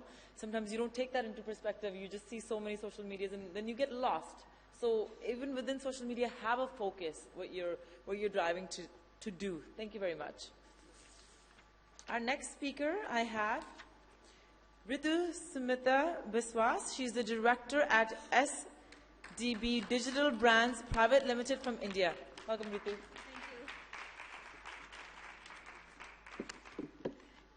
Hello everyone. It's a privilege to speak here, and while everyone has talked about the social media bit, and though I had a social media agency, I would like to talk more about personal branding and how gender stereotypes affect personal branding. So is personal branding something new? It seems like to be something which is just come up, but no, personal branding is there and it was always there. So we have created our own branding image, because what is brand but a story which we weave around us, around our organization. So in our lifetime we create our own stories, the intellectual image, the bohemian image, and so that is what personal branding is all about. Now how does it affect? How does it affect? Like, what I feel the personal branding is something, it should be a story which is what I want to write about myself, not dictated by any terms. I'll just go back to a story, the story of my own maternal aunt. So she wanted to be the best bahu of the house, because in Indian societies, you really have to be the best to get that attention. So she did all the best things she could do to please her in-laws and everything. But building a brand involves sacrifice. And in her case also, building her personal brand involves sacrifice, as she didn't manage to take that much care of her children, basically. So I do remember my young mom feeling very enraged, because her sister's children, she was neglecting them and she was not liking. So basically my mom's life agenda was to become the best mother, and she is the best mother, I guarantee that. So what I basically mean to see here, that you are free to create your own personal brand, but make sure it is something you're really wanting to do. Make sure your brand story is something which you're proud to own, which is yours. Now, where does the concept of social media come into it? See, social media is a great tool. It's a tool which helps you to amplify your brand, to bring out your brand message to the world. So if you use social media and you're crafting a real brand story, you're really helping yourself, you're really helping your brand. But what the danger of social media is a lot virtual. So there are tools. I could not be at WEF, but I could still make sure that I am at WEF and I post it in social media.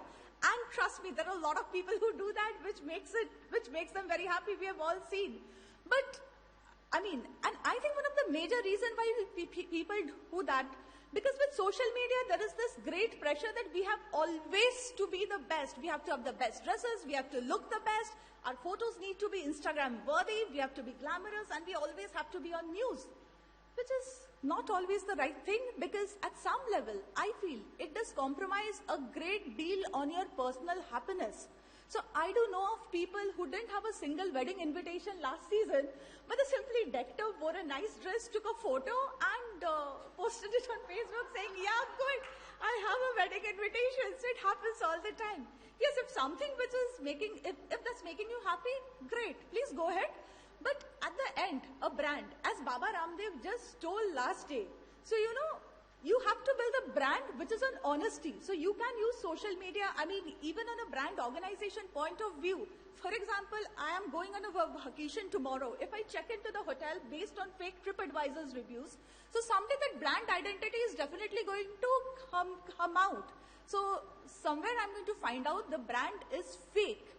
So the moot point of my conversation is, whenever you are handling social media, do it the best possible way and do it the honest way. And as far as personal branding is concerned, please be careful on what you are putting up on the social media. Because in today's digital world, privacy is a great, great issue. Now to sum up the discussion, I would like to end with this quote. Basically, your brand is what people say about you when you're not in the room. So build a brand which is genuine, which is credit-worthy, and which you are happy building.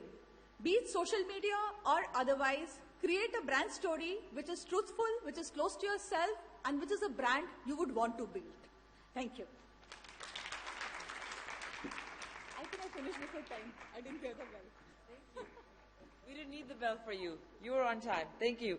Thank you, Ritu, for sharing your story. I think you're our first speaker from India itself on the panel. Very nice. Very, very cool. Congratulations. Next, I will bring Venice Johnson. She's brand strategist, boldness coach. She's from Czech Republic. Welcome.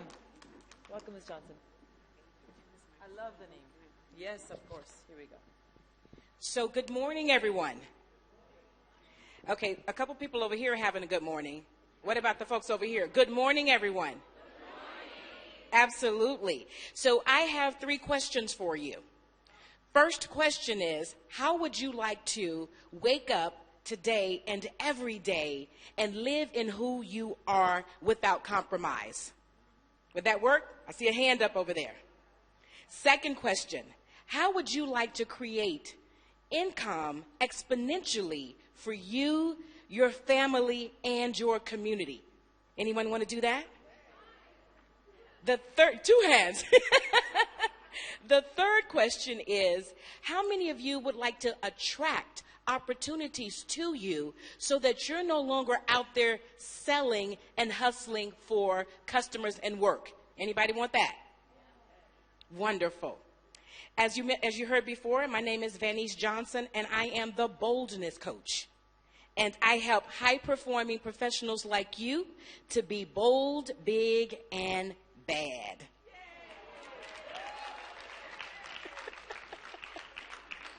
So I'm going to give you 3 strategies with those questions that I ask you to help you to leverage your personal brand to the next level so that you can start today having the life that you want and sharing that story around the world to be able to be that vision for other women that are ready to soar. BOLD stands for Branding Out Loud Daily. That has to do with you living, breathing, and being in your authenticity. No longer from this point on should you compromise who you are to satisfy other people. Bring you and all of you to the conversation on social media. So that means when you're dressing nice and pretty, as mentioned before, but also sometimes when you're a little frustrated. You got to keep it real. So be in your authentic self every day. People need to see the real you. That is how people will connect and support you, and that is how you will grow your business. In terms of being big, that is building in your gifts. Every one of you in this room were born with at least one gift. Your gift is really prime for the world stage. Take your gift and live in your bigness and share it with the world. Take your gift and let your gift multiply exponentially to create revenue opportunities for you. And you can do that via social media. If you are a person who is a talker, that would be me. And in the formal world, I call that a communicator. So if you are a communicator, take that gift. Create products and services from that gift. You can become a speaker. You can become a writer. You can become a teacher. You can become a trainer. You can become a panelist. You can become a coach. You can become a consultant. So I just gave you at least, 7 different ways to create income from one gift. So use your gift and live big with your gift. And last and certainly not least is everybody needs to be bad. Anybody in the room want to be bad? Absolutely. Bad means branded and distinctive. Your reputation, because you are living bold and big every day, your reputation should precede you, and it should open up doors of opportunities where people seek you out. Here's the deal about personal branding. It has to do with the value of the experience that people get from being with you, around you, and seeing you and engaging with you. So allow your bad to shine and to attract opportunities to come to you. So I've just given you the formula on how to be bold, big, and bad. Now take that formula and use it on social media to amplify your brand, grow your career, and impact the world. Are y'all ready? Okay, 2 people over here. This is the A team over here. What are y'all doing over here? Are you ready to grow your brand? Everybody stand to your feet, please. I want you to take a stance like you are Superwoman and repeat after me.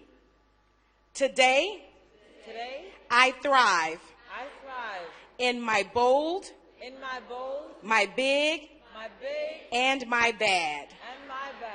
Thank you. What awesome energy. Thank you for bringing that for us. You know, if we want your attention on social media, what do we have to do? Huh? And you will like our pictures and comment. Perfect. So it's easy. Let's start with that, with our WEF 2017. Thank you so much. I have my last speaker for this morning, Sanella Jayasuriya, helping businesses. We will find out how, all the way from Sri Lanka. Welcome.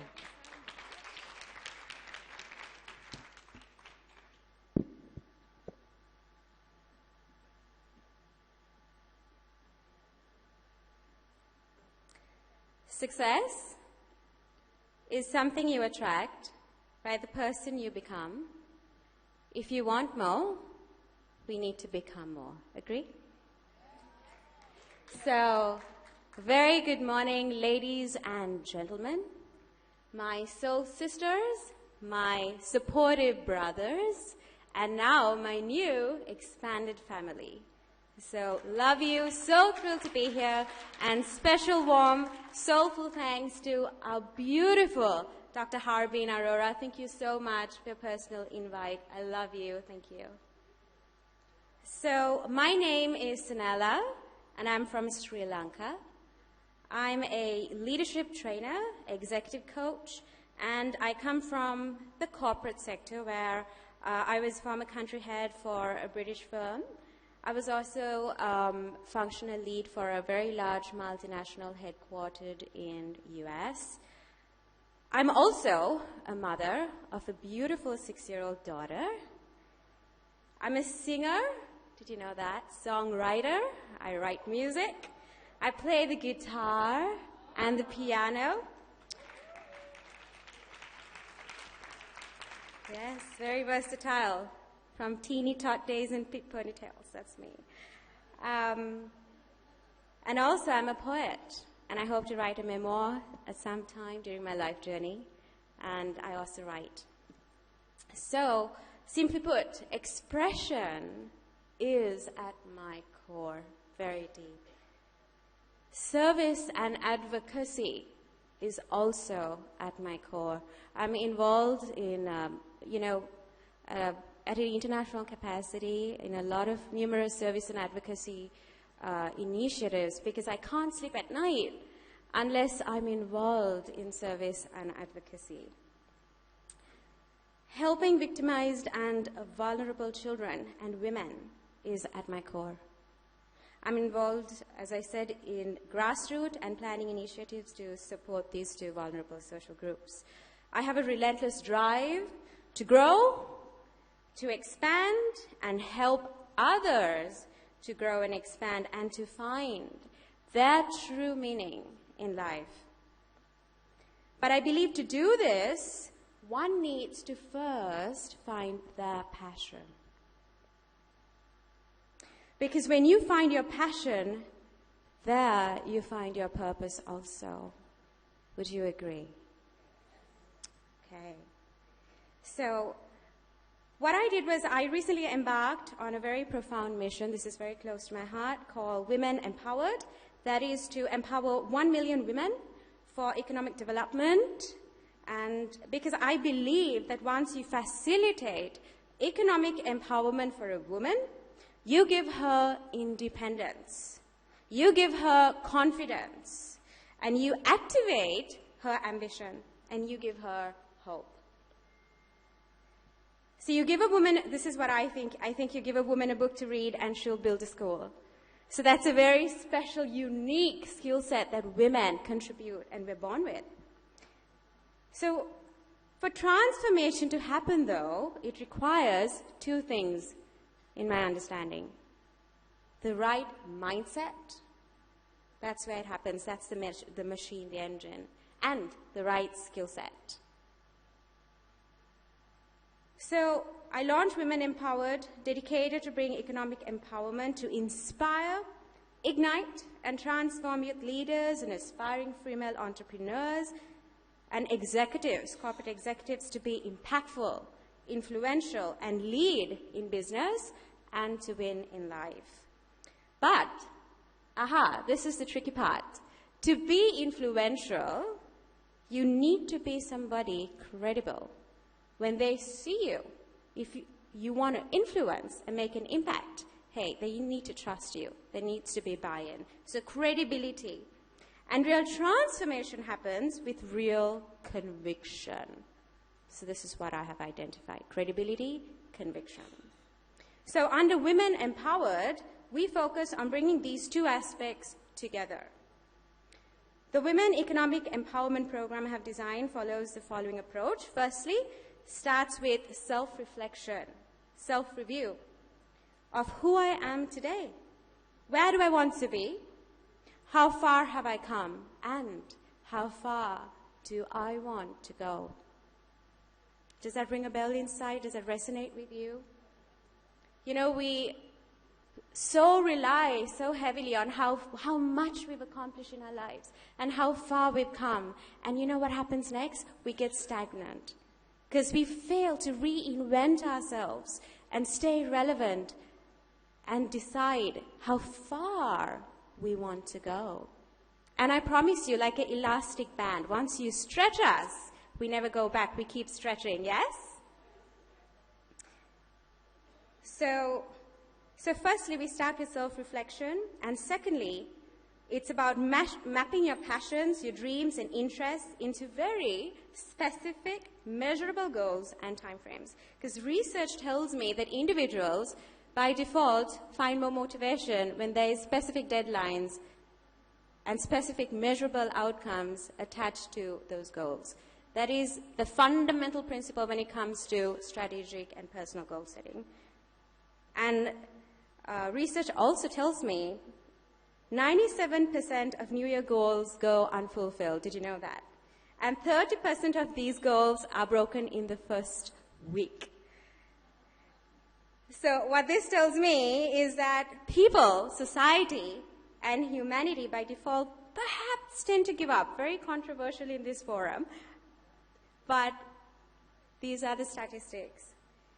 But I'm convinced, and I know for the bottom of my heart, that with the right mindset and skill set, the right coaching, mentoring, compassion and giving, impossible is nothing, and nothing is impossible, right?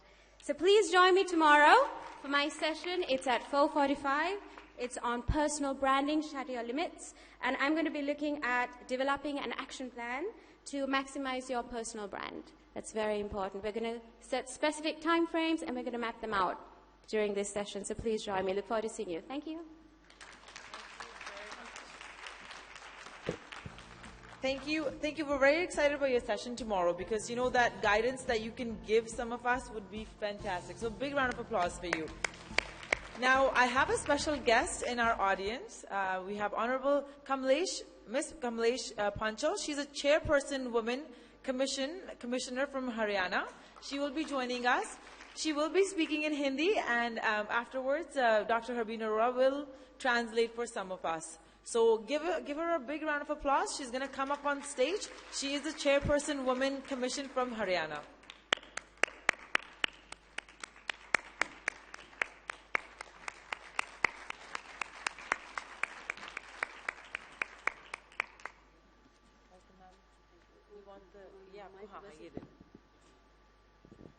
Thank you all of you. आप लोग यहाँ पर आने के लिए मैं सभी का धन्यवाद करती हूँ. और अरविंद अरोड़ा जी जो कि विमेन इकोनॉमिक सेल के इंचार्ज हैं, उनका भी मैं इस प्रोग्राम के ऑर्गेनाइज करने के लिए धन्यवाद करती हूँ। और आप लोग सभी आए यहाँ पर और सभी ने टाइम दिया और सभी मैटर पर, विमेन से संबंधित सभी मैटर यहाँ पर डिस्कस हुए और एक दूसरे के विचार जाने, उसके लिए जो यहाँ पर वक्ता बोले उन सब का भी मैं दोबारा से धन्यवाद करती हूँ। मैं पहले तो अपना इंट्रोडक्शन देना चाहती हूँ। मैं हरियाणा कमीशन की चेयरपर्सन हूँ और महिलाओं के जो भी मैटर होते हैं उनके बारे में देखती हूँ। जो भी इंसिडेंट होती हैं वहाँ मौके पर जाती हूँ और जो गाइडलाइन क्योंकि मैं प्रोफेशन से एडवोकेट हूँ। 25 ईयर से एज एन एडवोकेट मैं प्रैक्टिस करती आ रही हूँ और जो इंसिडेंट महिलाओं के साथ होते हैं उनके बारे में जो पुलिस नेग्लिजेंस रहती है उनके मैटर्स के बारे में, जो आफ्टर इन्वेस्टिगेशन बहुत सारे एक्यूज को निकाल देते हैं जिनकी मेन इन्वॉल्वमेंट होती है, उनको मैं प्रेशराइज करती हूँ कि इन आदमियों को आपने किस बेस पर केस से बाहर निकाला। इसी तरीके से बहुत सारे सेमिनार ऑर्गेनाइज होते हैं टाइम टू टाइम, वो महिलाओं के लिए कि किस किस कानून के इम्प्रूवमेंट की जरूरत है उनके लिए भी हम डिस्कस करते हैं।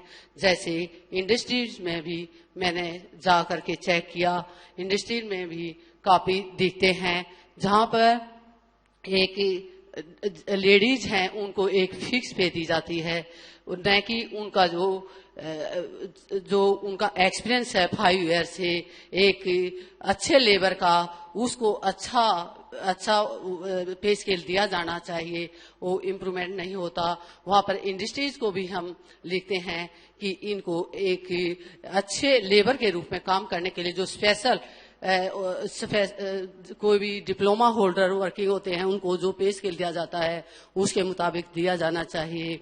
इसी तरीके से हमारा जैसे डीवी एक्ट है, डोमेस्टिक वायलेंस एक्ट है, इसमें काफी दिखते हैं। डीवी एक्ट बना दिया गया था जो महिलाओं के लिए दिखते थी कि उनको रेजिडेंस फैसिलिटी नहीं दी जाती थी और मैरिज के कुछ दिन बाद ही उनका अगर डिस्प्यूट हो जाता था तो बाहर निकाल दिया जाता था। लेकिन जब से डोमेस्टिक वायलेंस एक्ट बना है उसमें ये दिखते आ रही हैं कि जब शादी होती है कोई ये चेक नहीं करता कि मकान या रेजिडेंस किसके नाम है और शादी कर दी जाती हैं और लड़का ये कहता है कि मेरे नाम पर कोई हाउस रेजिडेंस नहीं है और ससुर और सास ससुर के नाम होता है। उसमें सुप्रीम कोर्ट की साइटेशन आती रहती हैं और ये कहते हैं कि जब वो खुद मालक होते हैं सास ससुर, वो उनको रेजिडेंस फैसिलिटी दे या ना दे। कई बार कोर्ट अपना ऑर्डर पास कर देता है लेकिन ऑर्डर पास होने के बाद भी उसकी इन्फोर्समेंट नहीं हो पाती। अगर हमारे जजेस भी इसके प्रति पर्टिकुलर हों, हमारी प्रोटेक्शन अधिकारी भी इसके प्रति सजग हों तो उन ऑर्डरों को इजीली इम्प्लीमेंट हो सकते हैं। लेकिन काफी महिलाएं इनसे जूझ रही हैं और कुछ दिन के बाद ही ऐसे घूमती हैं कि उनके लिए इतनी दिक्कत होती हैं, अत्याचार होते हैं, उसमें भी इम्प्रूवमेंट की जरूरत है।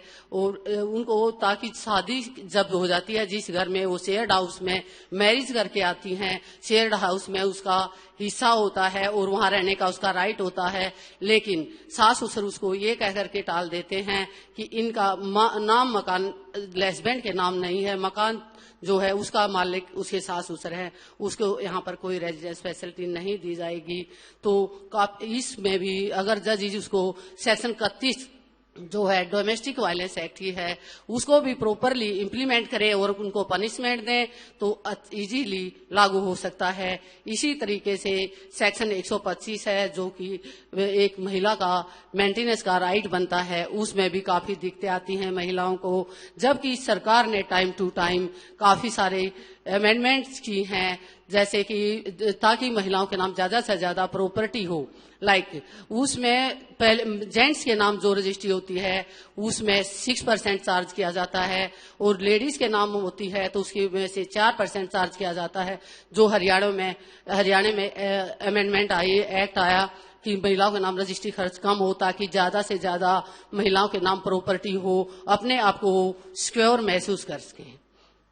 तो काफी सारी महिलाओं के नाम प्रॉपर्टी हो जाती है और कुछ दिन के बाद फिर उसको दोबारा ट्रांसफर कर लेते हैं। अब हमारी सरकार ने उसमें अमेंडमेंट किया कि अगर कोई ऐसी इंसिडेंट होते हैं, लेडीज के नाम कोई भी जमीन होती है, तो उसका 1 साल के अंदर अगर कोई ट्रांजैक्शन होती है उससे दोबारा से रजिस्ट्री खर्च वसूल किया जाएगा। इसी तरीके से महिलाओं को, जैसे बच्चे हैं, उनको रखने का 6 ईयर तक बच्चों को रखने का एक महिला और माता का अधिकार है और मेंटल है, लेकिन उसका भी मिसयूज करके जेंट्स अपने कब्जे में बच्चे लेकर के और महिला को दूर भगा देते हैं। महिला उससे सफर करती है क्योंकि वो अपने बच्चों को लव एंड अफेक्शन नहीं दे पाती।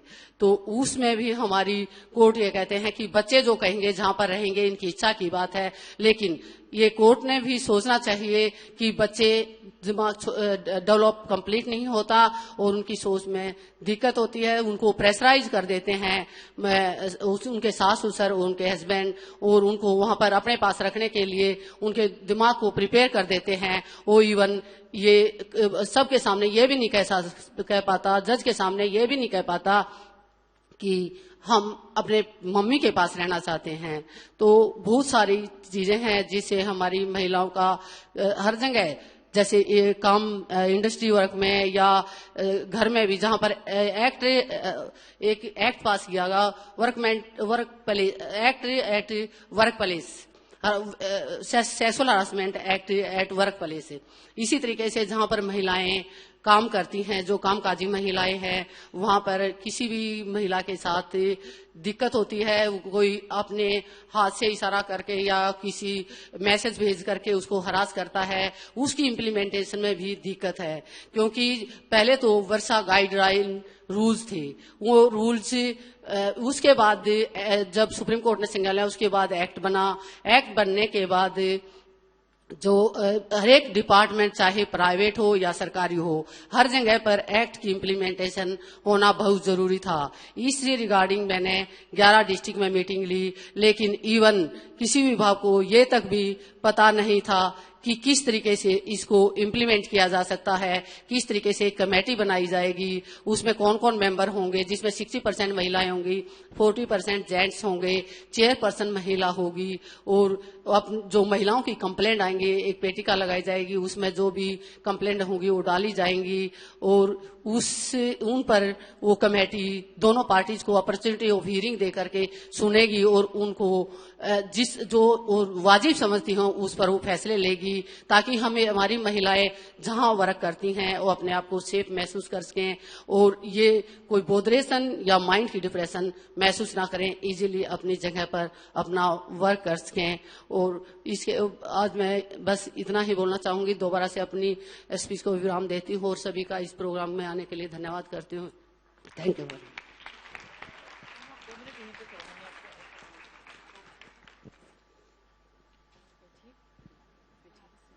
I'll try and summarize what ma'am, who's the chairperson of the Haryana Commission of Women, she gave us a lot of rich information, she touched on a lot of points, but I think what was the common thread running in all that she was saying was that there are laws, very effective laws, like there is the Domestic Violence Act, which gives women a lot of powers to reclaim her rights after issues of violence.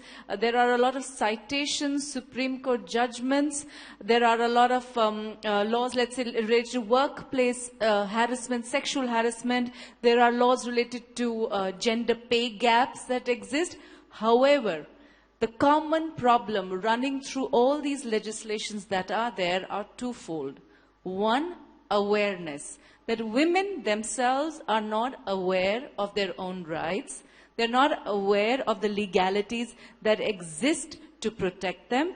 And number two, the problem is on the side of sensitization of law enforcers. So for instance, if there's a judgment being given by the Supreme Court, which is in favor, or by any court, in favor of the woman, protecting her rights, just the enforcement of that verdict takes a long time because there is a lack of sensitization on the part of law enforcers as well. So she's pleading for, at her role at the Commission is to fill in the gaps on the side of women where a lacuna exists in her awareness. And because they are aware, they know the laws, so they come and plug in that gap. And the other side, wherever the sensitization is less, they create a pressure of advocacy, they create a certain pressure so that whatever sensitization is lacking amongst, let's say, judges or police or other members of society or families of people, they create a pressure group to tell them.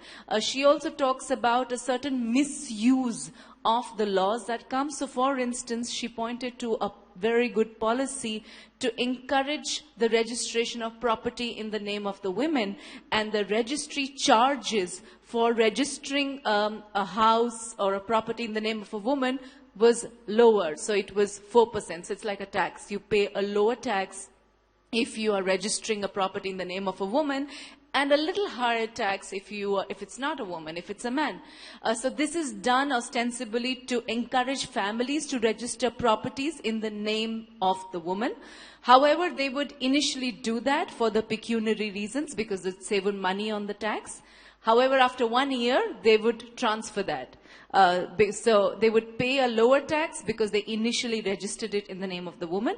But after 1 year, they would conveniently transfer it to the name of a man, by which they had double benefit. They got the property in the man's name and they also paid a lower tax. And over a period of time, that was found out. And now a penalty is enforced if something like that is done. So there are a lot of loopholes, like she told about custody of children. In case of marital conflict, there's custody of children.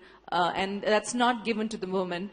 So there needs to be a sensitization, let's say on the judge's part, for instance, law enforcers, that a child needs the mother for its proper and healthy growth. So some things there are in the law, but you also need to understand in a commonsensical way a little as well, that, we need to be real about these things. So I think I've taken the liberty of summarizing very narrowly. She touched on a range of points, but I hope that brings the focus back to the issue of awareness, increasing our own awareness about our own rights, the laws in place, and also doing a little bit to sensitize other people to the problems that we have. Thank you so much, ma'am.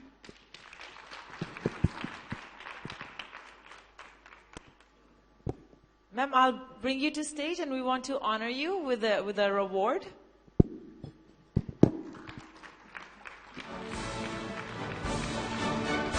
Iconic leaders creating better world for all.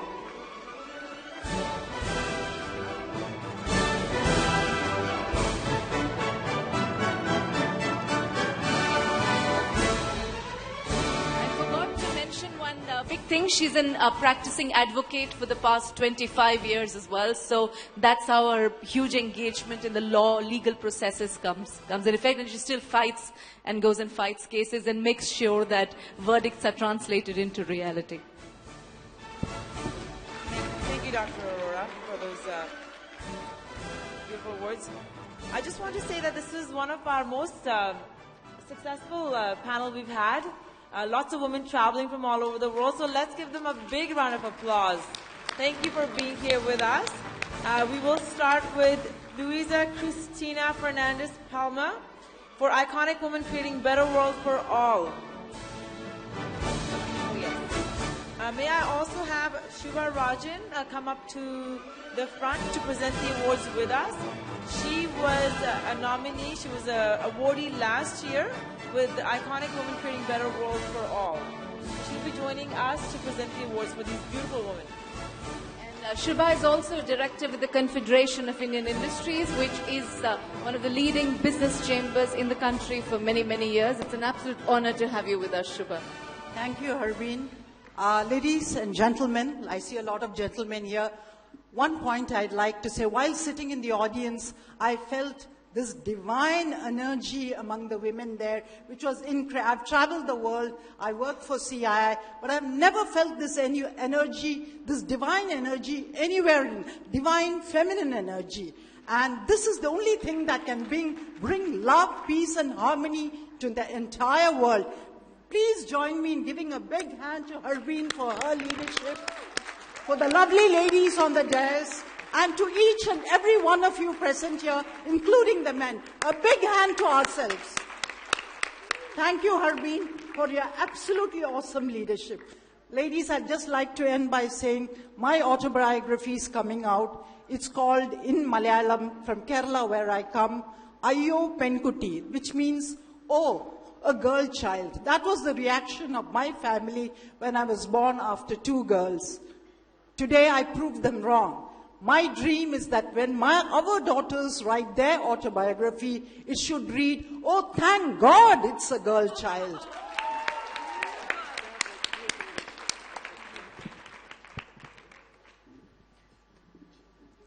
Thank you so much for those empowering words, Ms. Rajan. Let's present our first award to Luisa Cristina Fernandez Palma. She's a chairperson from Portugal, CEO Walk Energy. Next we have Brittany Kurath. She's a life coach. She's coming here all the way from USA, Washington, D.C.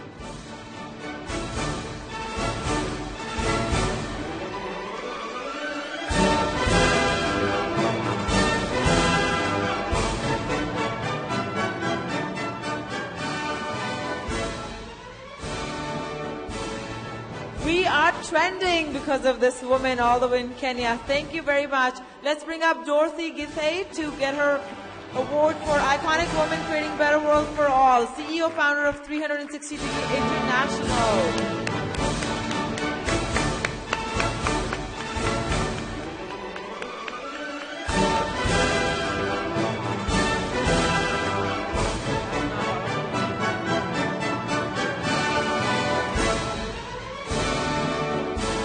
We have Fatima Babakuri. She's the founder of Timabi. She's coming all the way from Israel. A big round of applause for Fatima.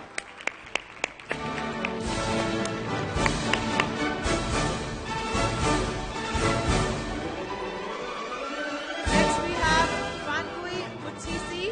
She's the founder and MD Image Exchange. She is coming all the way from Zimbabwe. Big round of applause.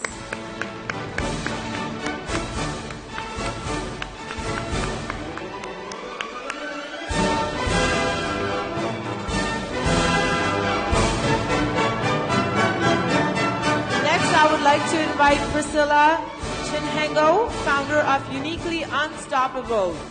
She is also from Zimbabwe all the way, visiting us. Thank you very much, Priscilla. Next, I have Ritu Smita Biswas. She's a director at SDB Digital Brands Private Limited from India.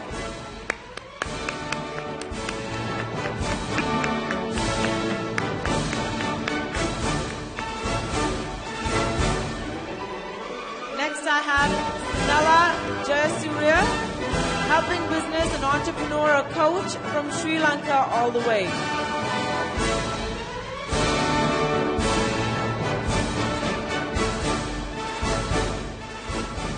Shanila Jayasuriya.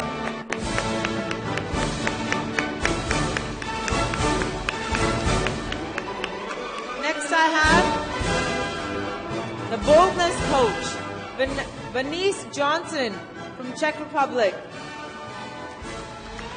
Iconic woman creating better world for all. Thank you, Venice. The bold and the bad.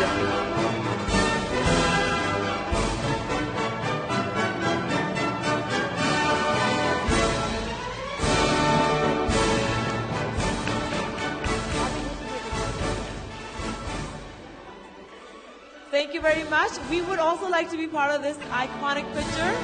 So I'll welcome all the ladies to come up on the stage. We want to make this picture viral, right? Fantastic.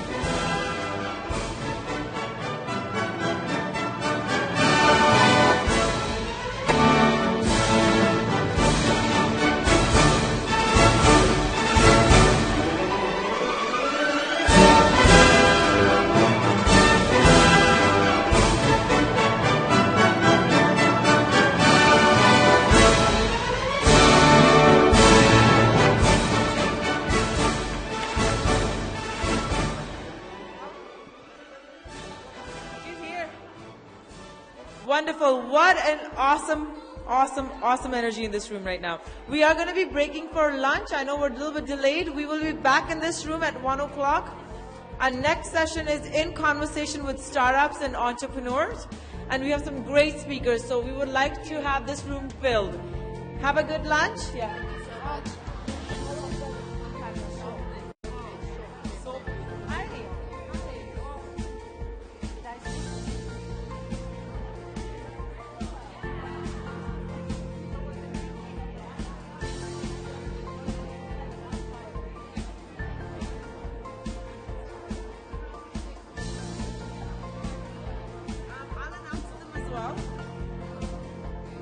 We were doing them yesterday as well.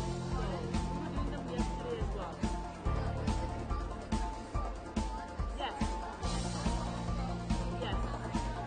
I know, we did have a control room. I'm sorry.